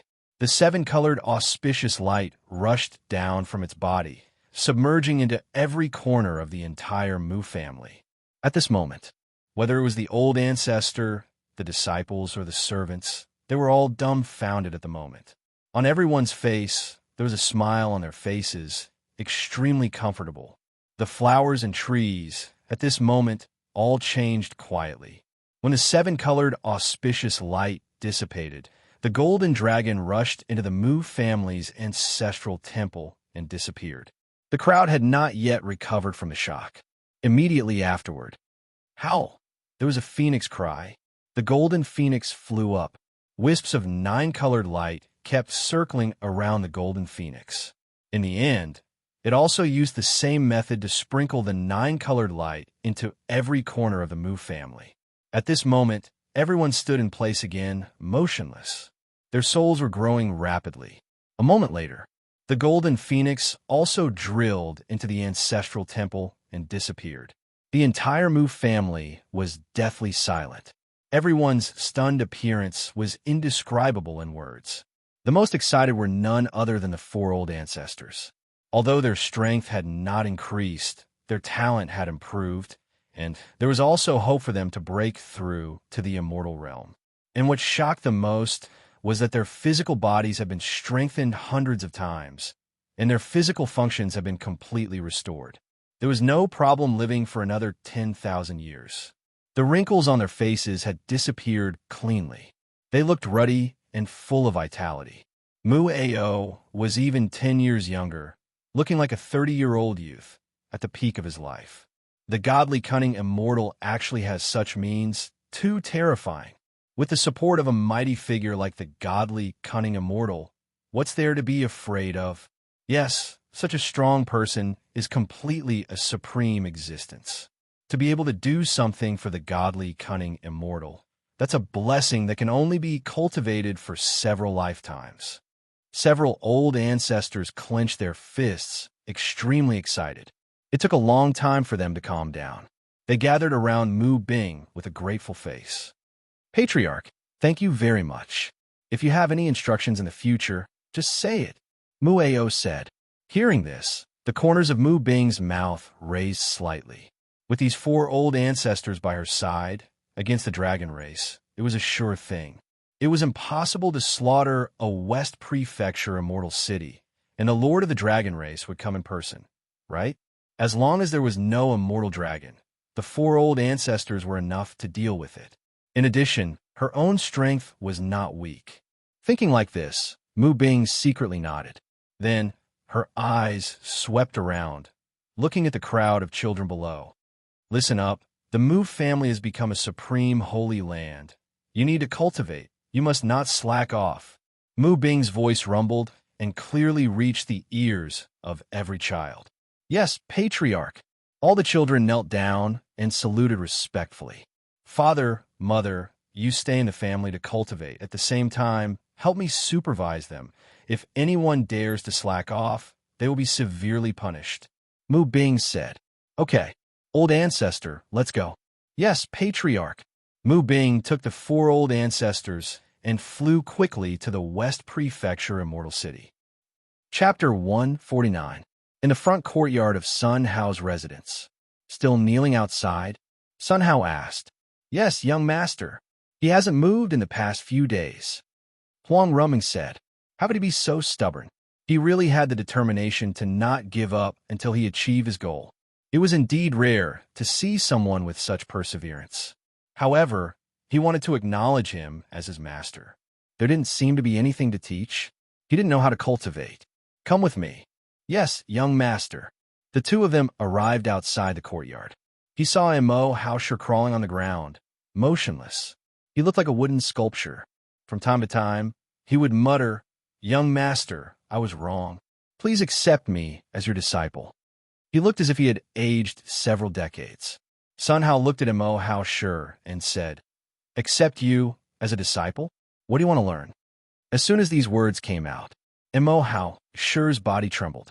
Slowly looking up, when he saw Sun Hao, his eyes bloomed with a strange light. "Young master, I want to learn carving from you." Mo Hausher's eyes lit up, and he kept kowtowing. "It's not impossible to learn carving, but—" Sun Hao hesitated. "Young master, if you have any instructions, please don't hesitate to ask." Mo Hausher said, "First, I won't take you as my disciple.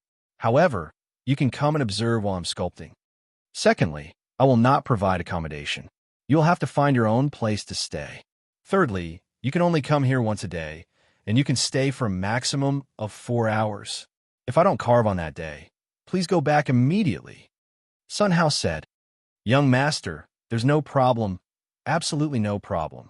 Mo Hausher nodded heavily. "Okay, get up." Sun Hao said, "Many thanks, young master." Mo Hausher stood up and stood respectfully at the side. "Follow me." "Yes."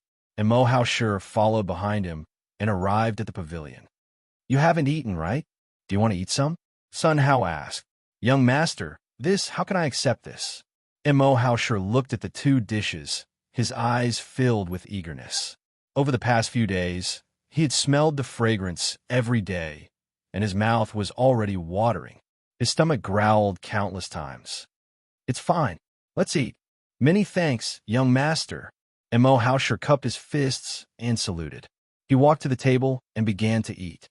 Sun Hao looked at Mo Hausher and nodded secretly. These 2 dishes were left for him on purpose.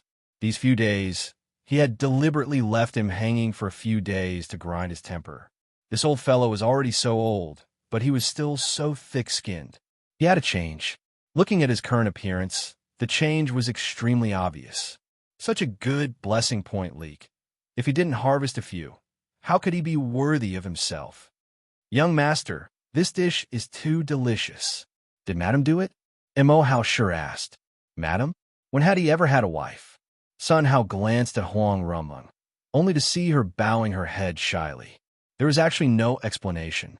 From the looks of it, she had tacitly agreed? Is there such a good thing? Since Huang Rumung did not explain, why should he explain? Not bad. Sun Hao nodded slightly. Madam's culinary skills are unparalleled in the past and unmatched in the future.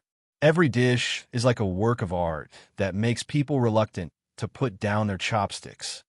When I eat it, my mouth is filled with fragrance and the aftertaste is endless. It's truly the best in the world. Mo Hao continued to eat while praising. When Huang Ruming heard this, her face was slightly red. "Where? I am far worse than the young master." "What?" Mo Hausher was shocked, looking at Sun Hao, his face full of worship. "Young master, are you also a cooking master?" "Overpraised. Ruming's current cooking skills are comparable to mine." Sun Hao said, "It turns out that a famous teacher produces a great disciple." Mo Hausher nodded and kept praising. After dinner, Mo Hausher looked at Sun Hao and said, "Young master, are you going to carve today?" Looking at Mo Hausher's eager look, Sun Hao smiled slightly. "Okay, come with me." "Yes, young master." The 2 came to the carving room. Sun Hao sat down, holding the wood in his left hand and the carving knife in his right hand. Carving. What needs to be noted is, Sun Hao explained while starting to carve. Every array pattern was completed in one stroke, perfect to the point that there were no flaws. And Mohao Shure's eyes widened, staring straight at it. The more he looked, the more beads of sweat on his forehead. The young master's technique seemed ordinary, but in fact, it had supreme Tao charm. It was like watching the young master evolve the great Tao, which was terrifying to the extreme. The longer he stared, the more dizzy his head became. His talent was dull, and it was difficult to see the trajectory at all. Young master, where is this a peerless immortal? The young master must be an immortal king. And Mohao Shure opened his mouth wide, his face full of shock. On his body, sweat was pouring down like rain, and his clothes were soaked thoroughly. An indescribable dizziness came, and Mohao Shure withdrew his gaze more and more tightly, not daring to look at it again. He secretly wiped a few cold sweat, and his face was pale. My perception is really too low. Sure enough, I don't deserve to be the young master's disciple. And Mohao Shure shook his head secretly, his face full of bitterness. Soon after, it's done. Sun Hao put down the carving knife and took the boat core in his hand to look at it. Subsequently, he took out the immortal crystals. In the incomparably painful gaze, he took out 200 immortal crystals and released them on the boat core. There was a vibration. On the boat core, blue light flowed, extremely dazzling. The young master's boat core is at least thousands of times stronger than the one I saw before. It actually only takes 200 immortal crystals to activate it. And Mohao Shure looked straight at it, his eyes full of admiration. There are only so many immortal crystals left, and I can only engrave one boat core. Sun Hao looked at the remaining 300 immortal crystals and sighed secretly. As soon as these words came out, Mohao Shure's body trembled. Without any hesitation, Mohao Shure took out a bag of immortal crystals from his soul space. There were more than 500 in total, which was his savings for hundreds of years, almost all of his net worth. Young master, I have immortal crystals here. Please don't think it's too little. Accept it. Mohao Shure presented the immortal crystals in front of Sun Hao with a respectful look. For me? Sun Hao was slightly startled, took the immortal crystals in his hand, and looked at them, and his eyes couldn't help but shine. This was enough to buy 5 Jianyang cities. He actually said he wanted to give it to him. This Mohao Shure was really rich. 500 immortal crystals in one shot. Should I accept it? How can I accept this? Sun Hao said, Young master, as long as you don't dislike it. Mohao Shure said, That's fine, I'll accept it. Sun Hao said, Thank you, young master. Mohao Shure's face was full of gratitude. Hearing this, Sun Hao was startled. Shouldn't this be said by himself? However, this guy seemed to want to worship him as a master. It was not surprising to send some immortal crystals. You're welcome. After speaking, Sun Hao handed the boat core to Mohao Shure. You take this. Young master, this is? Mohao Shure's eyes widened, full of disbelief. It's for you. As soon as these words came out, Mohao Shure's chest was like being hit hard, and he was stunned in place. That kind of disbelief couldn't be described in words. This boat core was an immortal boat core. Its value was inestimable. If it was used for auction, a conservative estimate could be auctioned for tens of thousands of immortal crystals. Young master actually said to give it to me? It felt like a dream. Master, I can't accept this. Mohao Shure said. What? You don't like it? No, young master. This is too expensive. You spent so many immortal crystals. Mohao Shure said. It's okay, take it. You follow this carving. When you can reach this level, you will be my disciple. Sun Hao said. As soon as these words came out, boom, like a thunder falling on his head, Mohao Shure was stunned in place. Happiness came too suddenly. Young master actually agreed to accept me as a disciple. Thank you, young master. Young master, don't worry. One day, I will definitely complete it. Mohao Shure nodded with a firm face. The corner of Sun Hao's mouth raised a hint of a smile. This blessing point, the harvest was a lot. He still had to harvest a little more. Let's call it a day. It's tea time. Let's go. Sun Hao said. Yes, young master. Came to the pavilion. Sun Hao took out the Dahongpo and put it in the teapot. Immediately, Mo Hao Shi's scalp exploded, and his face showed incredible surprise. Enlightenment tea? Such a handful of enlightenment tea? Mo Hao Shi's voice trembled.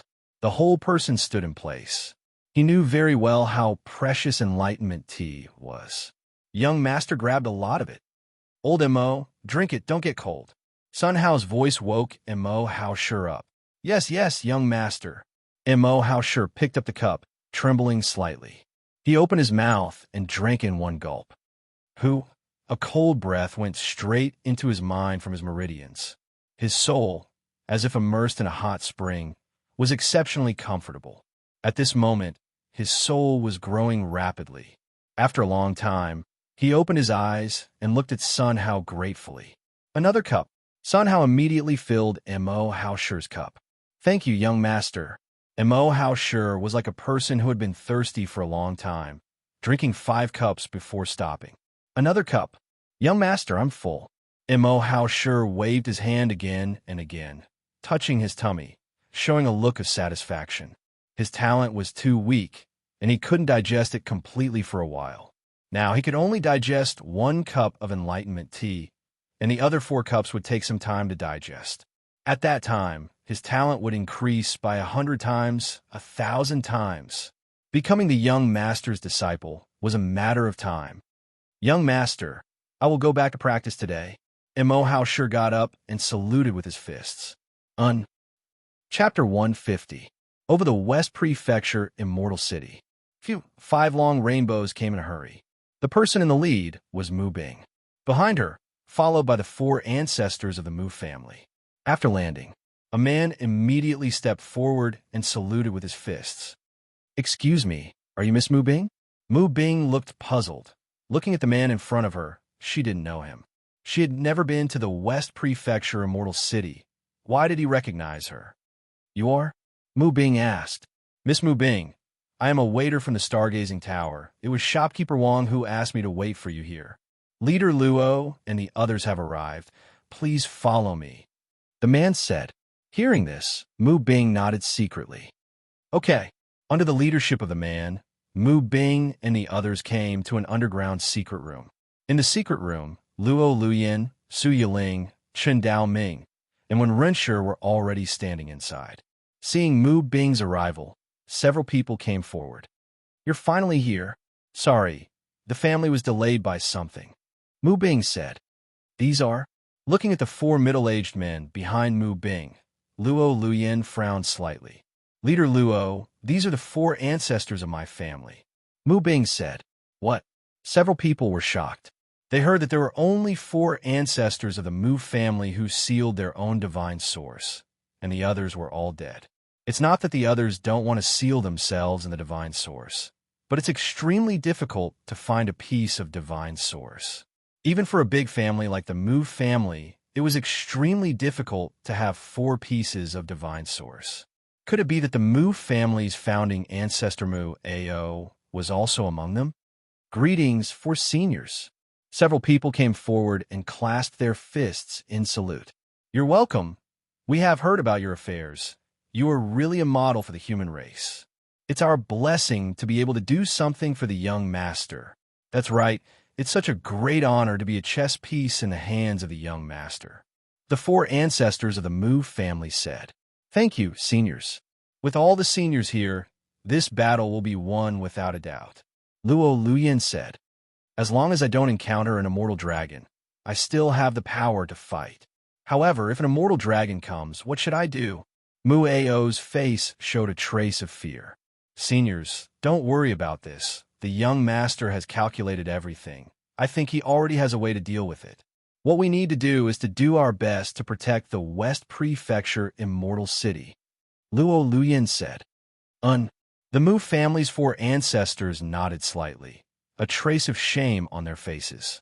The young master was able to transform the supreme, sacred land and recover his vitality. This method was extremely heaven-defying.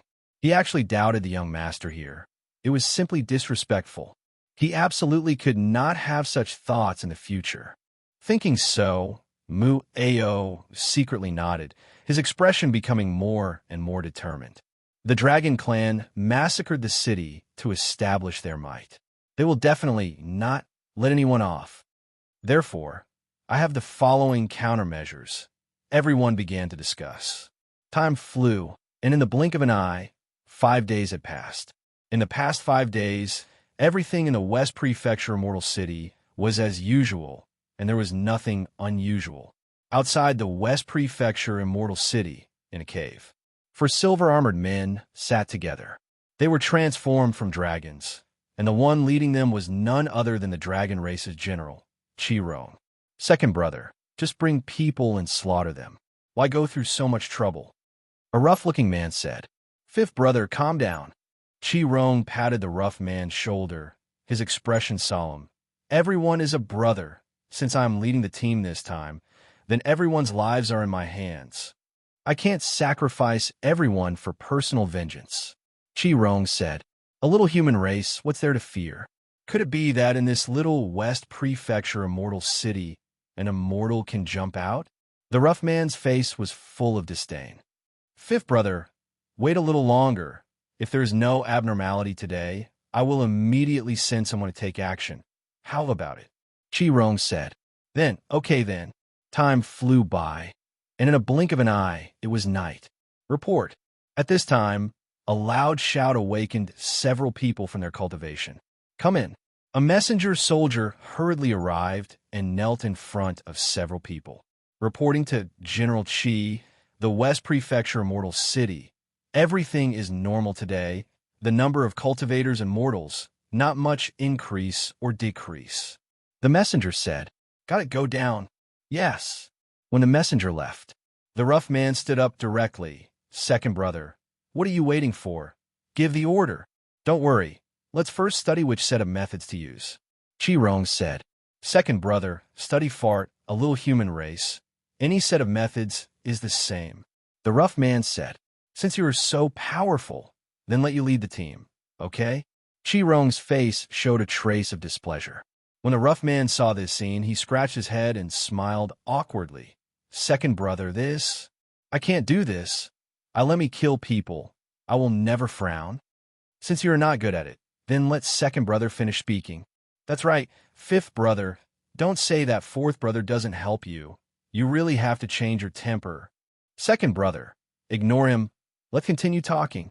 Okay. Chi-Rong took out the map, pointed to it, and said, The West Prefecture Immortal City, as the center of the western regions, naturally has its heritage. The 3 strongest forces are the Stargazing Tower, the Qin family, and the Fan family. Not long ago, I heard that the Qin family had a genius, Qin Yu, who became a supreme spirit alchemist from waste in just 1 day. Chi-Rong said, What? Several people's faces were full of surprise. Second brother became a supreme spirit alchemist in 1 day? How is this possible? It's true. However, he has already left the family. No one knows where he went. Chi-Rong said, Second brother, an alchemist, even if he is in the West Prefecture Immortal City. So what? That's right, second brother. You are too careful. How can an alchemist make any waves? Chi-Rong shook his head slightly. I am not worried about him, but the person who turned him into a supreme spirit alchemist. Is there really such a person in this world? That's right. So, that's why I am careful. Chi-Rong said. When several people heard this, they all nodded. After these few days of observation, presumably that kind of person is not in the West Prefecture Immortal City, we can safely make a move. Now, what we need to deal with is mainly the Stargazing Tower. Does anyone have any opinions?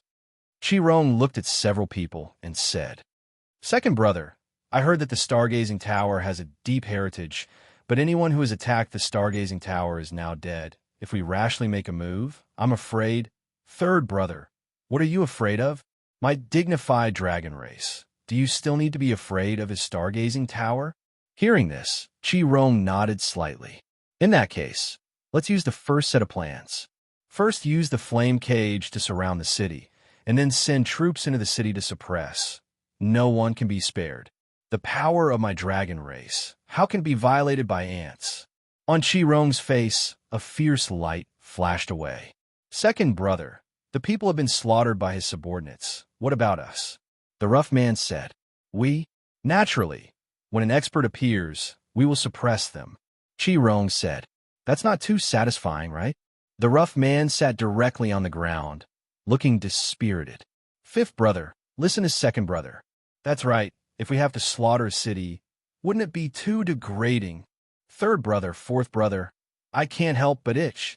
The rough man sighed secretly. In that case, then you pretend to be a soldier. Go kill some people. Don't expose yourself. Chi-Rong said. Yes, second brother. Chapter 151. So comfortable. Sun Hao stretched and opened his eyes. But he saw Huang Rumeng looking at him with a smile. Young master, get up. The sun is shining. Rumeng, with you by my side, I find myself getting lazier and lazier. Sun Hao said. Young master, you really know how to talk. Huang Rumeng smiled. Get up and wash first. Okay. Sun Hao got up quickly. After washing up and eating, the two came to the pavilion. It's been 6 days. Why hasn't anyone come? Sun Hao frowned slightly, showing a thoughtful look. Even Mo Haosher hadn't appeared again these days, and he didn't know where he went. Why did Miss Yiling come? Is it because she often eats vegetarian food here and is tired of it? It must be so. In that case, I should prepare some meat. Anyway, I have nothing to do now. Then I will take Rumeng to the Ghost Dragon Pool to fish. Thinking like this, Sun Hao's eyes bloomed with a strange light. Finally, he could find something interesting to do. Rumeng, let's go fishing today, how about it? Sun Hao said. Yes, young master. Huang Rumeng nodded. Rumeng, I don't think you can say no. Sun Hao said. Young master, don't joke. Rumeng is willing to do anything with you. I am very happy. Huang Rumeng said. Hearing this, Sun Hao nodded secretly. With such a wife accompanying him, what else could he ask for? That's fine, let's go. Sun Hao said. Okay. After Huang Rumeng finished speaking, she directly summoned purple lightning. The two walked into the flying boat and came to the control room. Young master, where are we going? Huang Rumeng asked. Ghost Dragon Pool. Sun Hao said. Okay. Huang Rumeng nodded and drove the flying boat. Buzz. The flying boat shook up layers of ripples and turned into a stream of light in the sky. Above the West Prefecture Immortal City, the escape light was like rain, and the flying boat was like a shuttle. In the city, pedestrians flowed endlessly. There were shouts, discussions, and bragging sounds. The sound was intertwined, like a pot of boiling porridge, noisy and incessant. The whole thing looked normal. Early in the morning. Buzz! Suddenly, there was a vibration. A layer of transparent air wave, in the blink of an eye, enveloped the entire West Prefecture Immortal City. Phew! A layer of flame rapidly ignited along with the transparent air wave, as if it was hot oil that had been ignited. From afar, it looked like a huge fireball rising from the ground. The flame cage was formed in an instant, covering the West Prefecture Immortal City. Everyone in the West Prefecture Immortal City stared blankly at this scene, their expressions changing. What was going on? What's going on? What are they doing? His voice was trembling. This is the Dragon Clan's Dragon Flame Cage. Among the immortal cultivators, there was no lack of knowledgeable people who immediately shouted out. His voice was like a stone that stirred up 1,000 ripples. What? The Dragon Clan is here? Are you trying to kill us all? It's over, it's over. The Dragon Tribe is vicious and merciless. They won't let anyone off this time. Looks like the Dragon Race is here to massacre the city. What should we do? Damn the Dragon Clan? Since ancient times, they have always thought that they would feed on our fellow humans. They are heartless. Now, they have come to massacre the city. Damn it, damn it. I hate it, I hate it. I hate myself for not being strong enough. Otherwise, we will definitely destroy them. The explosion continued and could not be stopped at all. Soon, the west city of the Immortal Mansion was in chaos. I don't want to die. I want to get out of here. Many cultivators soared into the sky, sacrificing all kinds of magic weapons and bombarding the Dragon Flame Cage. However, these magic weapons, before they got close to those flames, melted into molten iron and dripped down. No, no. Seeing their magic weapons melting, these cultivators' faces showed great shock. They hurriedly used their body techniques to escape. Just where was it in time? See, a drop of molten iron directly penetrated a cultivator and ignited his entire body. The scream just sounded, and then it stopped abruptly. A few seconds later, these cultivators' bodies burned into flying ash and disappeared. The falling molten iron, with the power to burn everything, fell like raindrops. On the ground, a huge hole was burned. When a group of cultivators saw this scene, their scalps exploded and they fled in all directions. They looked at the molten iron falling from the sky and kept dodging. However, there were always some lucky people who came into close contact with the molten iron. Screams continued to ring out. The cultivator's body, as brittle as thin paper, kept falling down. In the blink of an eye, nearly 1,000 cultivators died. However, this number, for the immortal city of 2 million people, was simply negligible. The first bird was dead, and the others did not dare to move at all and could only seek other ways. Hiding in the attic, hiding in the secret room, however, under the siege of the dragon flame cage. The surrounding temperature was rising higher and higher. It's so hot, I can't stand it. Give me water. Uncomfortable, so uncomfortable. I'm going to become a roasted chicken. Who will save us? Ordinary mortals, at this moment, were already extremely unbearable. Even if they hid in the attic, it was the same. The entire immortal city was like a giant oven. The wood of the house seemed to have been unable to withstand the high temperature, billowing black smoke. In the blink of an eye, the entire West Prefecture immortal city was shrouded in billowing black smoke. Cough, cough. The sound of coughing continued to ring out. As the temperature rose, the raging fire wrapped the entire city. The whole thing looked like a fiery hell, terrifying and boundless. The screams continued to ring out. Even the immortal cultivators, not all of them could withstand this temperature. Help, help! Supreme Heavenly God, please save us. What's the use of the Heavenly God? It's better to ask the godly, cunning immortal. Yes, just ask the godly, cunning immortal. After this sound, Supreme Godly Cunning Immortal, you are merciful and compassionate. Please save us. Godly Cunning Immortal, I am your most devout believer. Please show your spirit.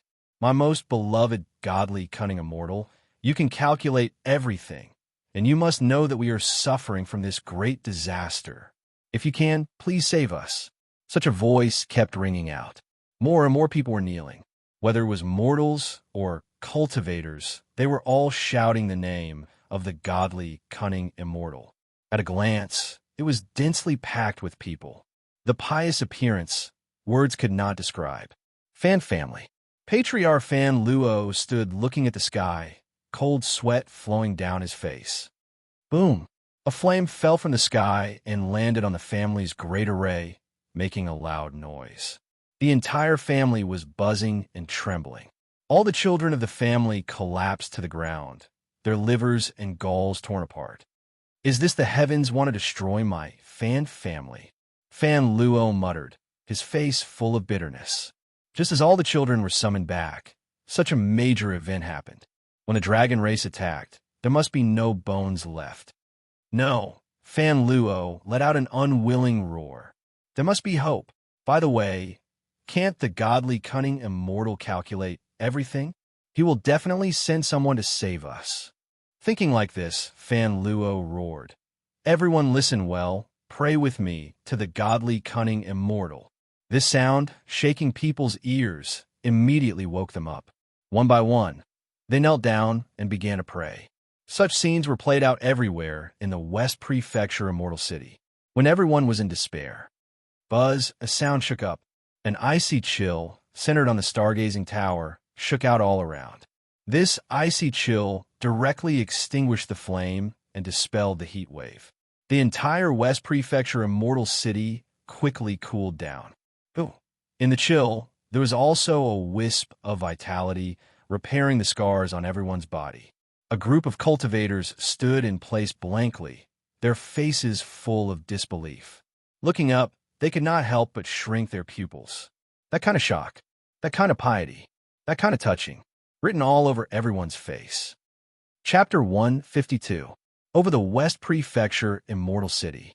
Chirp! A phoenix cry shook in all directions.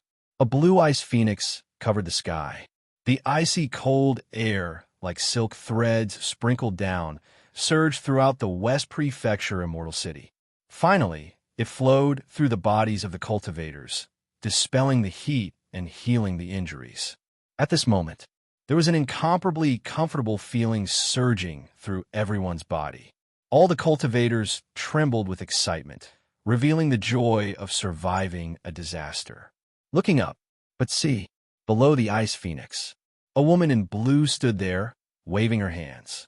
The immortal power, like silk, poured into the ice phoenix from her body. From a distance, she looked like a fairy descending from the sky, so beautiful that it was suffocating. She was Mu Bing. Everyone stared blankly at Mu Bing, and for a moment, they were stunned in place. A moment later, plop, plop, the sound of kneeling kept ringing. They put their hands together and looked respectful. The godly cunning immortal has shown himself. He sent the fairy to save us. Godly cunning immortal, you are really merciful. The sound of being moved kept ringing. Suddenly, buzz, the ground around the West Prefecture Immortal City kept shaking. The ground cracked open, and a corridor leading to the underground appeared in front of everyone. What is this? Where the hell does this lead?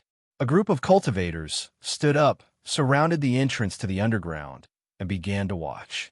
Everyone, listen up. Hurry into the underground. The dragon race is about to attack.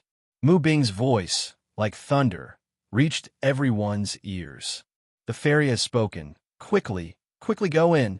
I didn't expect the fairy to be so thoughtful. Even the tunnel has been dug. A group of cultivators, like a torrent, poured into the various underground passages. The passage led deep underground. At a depth of a kilometer, it converged into an incomparably huge passage, leading to the outside of the West Prefecture Immortal City. Soon after, West Prefecture Immortal City, except for Mu Bing and the others, all the other cultivators had left.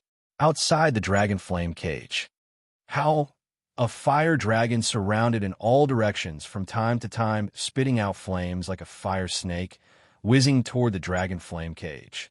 The terrifying high temperature burned the air, twisting and deforming. Outside the dragon flame cage, in the western sky, stood nearly 100 silver-armored guards.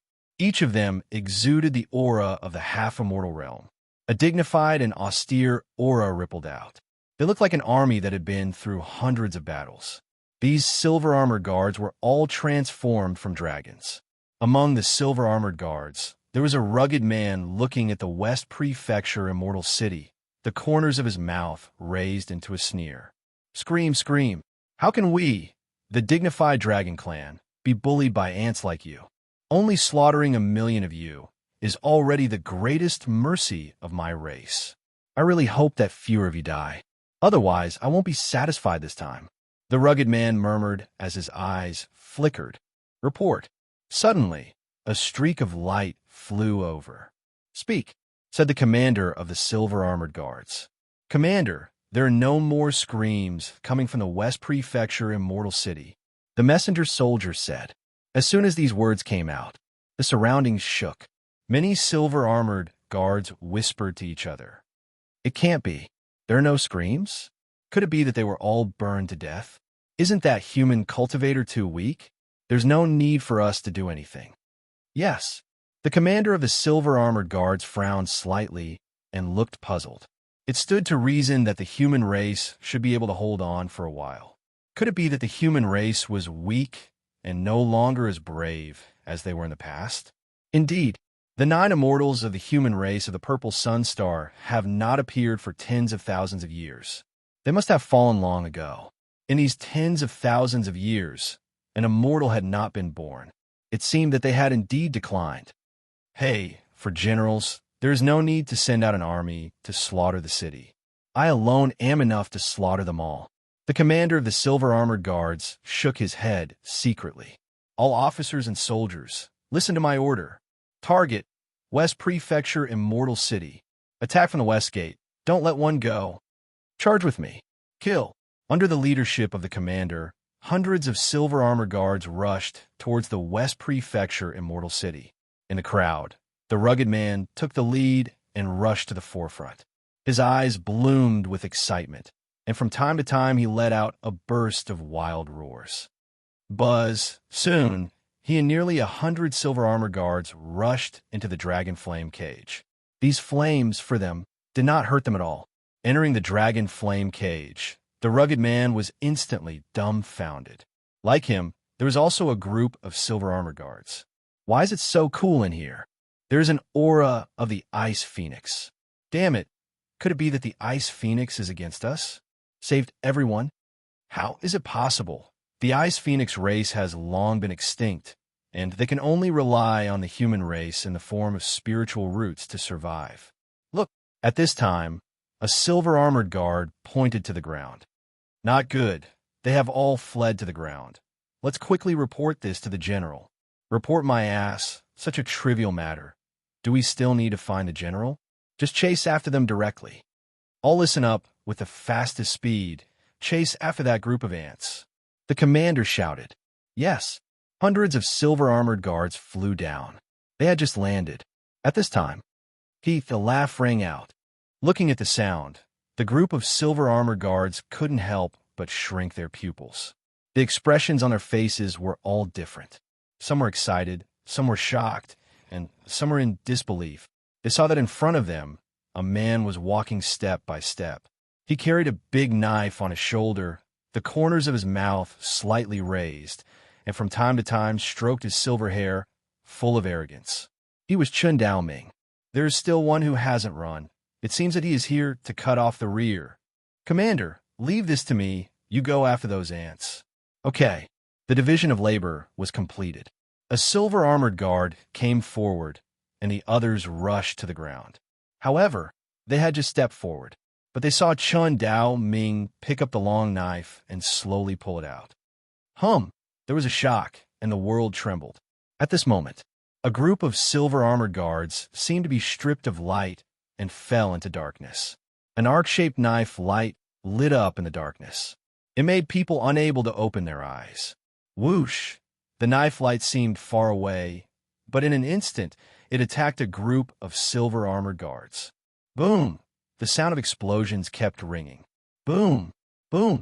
The surrounding houses couldn't withstand this pressure at all. It burst open at the first time. The shock wave, layer upon layer, whistled in all directions.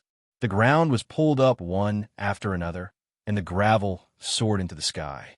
The silver-armored guards' bodies, along with the shock wave, crashed into all directions.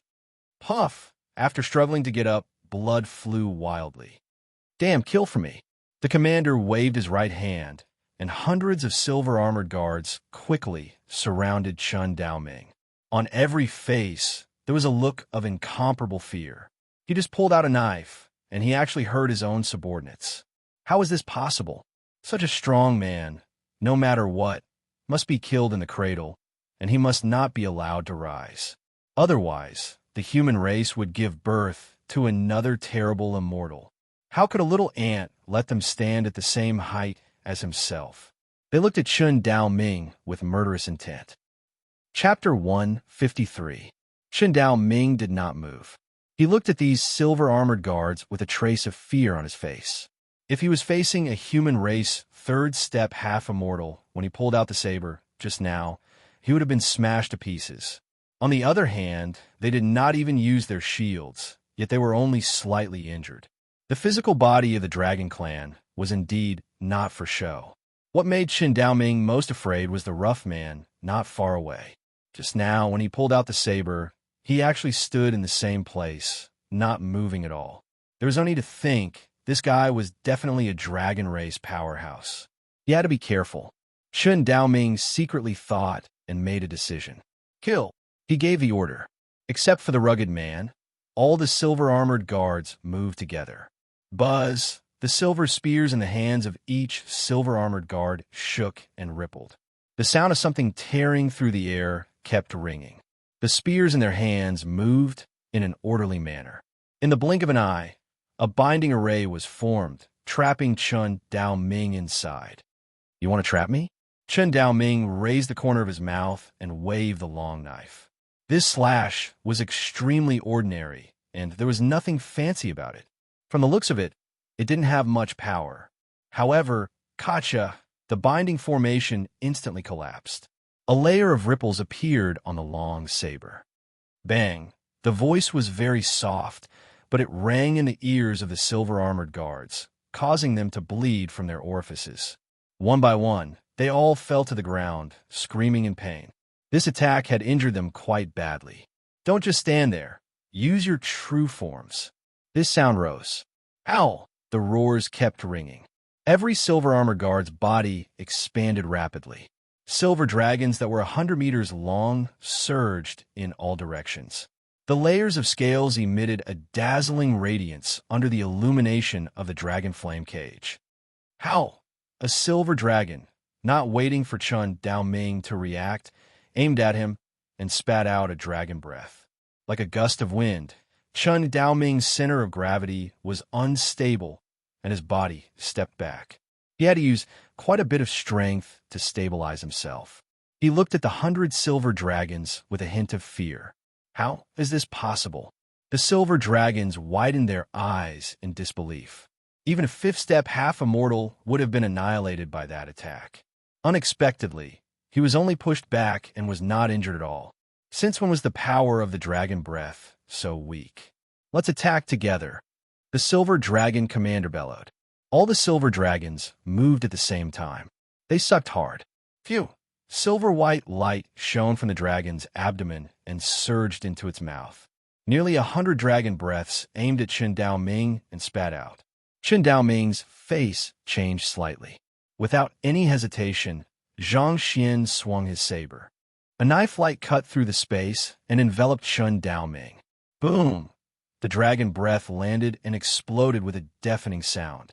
The entire ground was lifted up layer by layer, and 1,000 meters of smoke and dust were blown up. It was as if an atomic bomb had exploded, destroying heaven and earth. After a while, the surroundings gradually quietened down. Bai Long stared at Chun Dao Ming, motionless. When the dust disappeared, Chun Dao Ming's face was covered with dirt, and his body was covered with many bloodstains. What? He's not dead? What kind of monster is he? He's only lightly injured? He didn't even use his shield. Could it be that his body is stronger than ours? How is this possible? How can there be such a freak in the human race? Hurry up and kill him. Don't let him escape. The group of silver dragons discussed among themselves, their voices filled with fear. Chun Dao Ming, wiped the blood from the corner of his mouth and stroked his silver hair with his hand. "You guys hurt me. Now it's my turn to hurt you. This is hurting each other." After saying that, Chun Dao Ming took out a broken hatchet. As soon as this thing came out, all the silver dragons couldn't help but look sluggish. They looked nervously at the hatchet in Chun Dao Ming's hand. Spiritual sense was like a wave, sweeping all over the hatchet. After a while, joking laughter sounded. "I thought he took out some peerless immortal weapon, but it turned out to be a mortal's hatchet. It's so funny. Even if you want to take a hatchet, you have to take a complete one. This kid is really cute. I'm a little reluctant to kill him. Yeah, he's really a funny baby." Chun Dao Ming's mouth raised slightly, slowly waving the hatchet. He drew a circle in place. This circle had just been drawn. Rumble, a low sound rang. With Chun Dao Ming as the center, within a kilometer, it fell into darkness. All the silver dragons could see was that circular white light. This white light seemed slow, but in fact, it was extremely fast. In just an instant, it slashed on the silver dragons. What is this? How is this possible? Such thoughts sounded in the minds of every silver dragon. They stared with wide eyes and roared with all their might. However, there was no sound at all. When the darkness dissipated, apart from Chun Dao Ming, there was the rugged man standing in place. All around, all the silver dragons had fallen to the ground. On the silver dragon's body, there were deep knife wounds all over the body. White scales were scattered all around. That appearance was as if it had been cut by 1,000 knives. Extremely miserable. Goo goo. Blood flowed, converged together, forming a blood river, and merged with the dust. It looked like hell. In the air, there was a strong smell of blood. The rugged man stared blankly at this scene, and the corner of his mouth twitched slightly. He raised his right hand and looked at the dense knife marks on his arm with a surprised face. An Ascendant Realm human could leave a mark on his body? Was this still an ordinary Ascendant Realm? This kid, if it wasn't for his outstanding talent, he must have obtained a shocking fortune. But so what? In the face of absolute strength, even if you have thousands of means, it would be vulnerable. The rugged man smiled, his hands clasped together, and his joints exploded. He stepped forward and walked towards Chun Daoming step by step. Looking at the rugged man, Chun Daoming's face was full of fear. The blow just now, it was his strongest move now. It was realized from the hatchet, called heaven breaking. This move directly consumed nearly 50% of his immortal power. The strongest move did not cause any harm to the rugged man. How terrifying was his strength? Could it be that he was an immortal dragon? Impossible. Chun Daoming directly denied this idea. Then who was he? If he could not be hurt in his full blow, then his strength was definitely above the 8-step half-immortal realm. What to do? Now, at most, he could make a heaven-breaking strike. What about after using this move? Dang dang. The footsteps were getting closer and closer. Chun Daoming's heart was beating more and more violently. He secretly took out the communication talisman and quickly wrote, "I'm afraid there is only one dragon general here." Such a scene was completely seen by the rugged man, and the expression on his face did not change at all. Oh, there are even reinforcements. Then it's a little interesting. He smiled slightly. His figure flashed and instantly appeared in front of Chun Daoming. Chun Daoming's expression changed drastically, and he could only watch the rugged man's fist coming, powerless. Boom! There was a loud noise. Chun Daoming flew out like a broken kite. The half of the hatchet in his hand was taken by the rugged man. Can this broken hatchet make such a terrifying blow?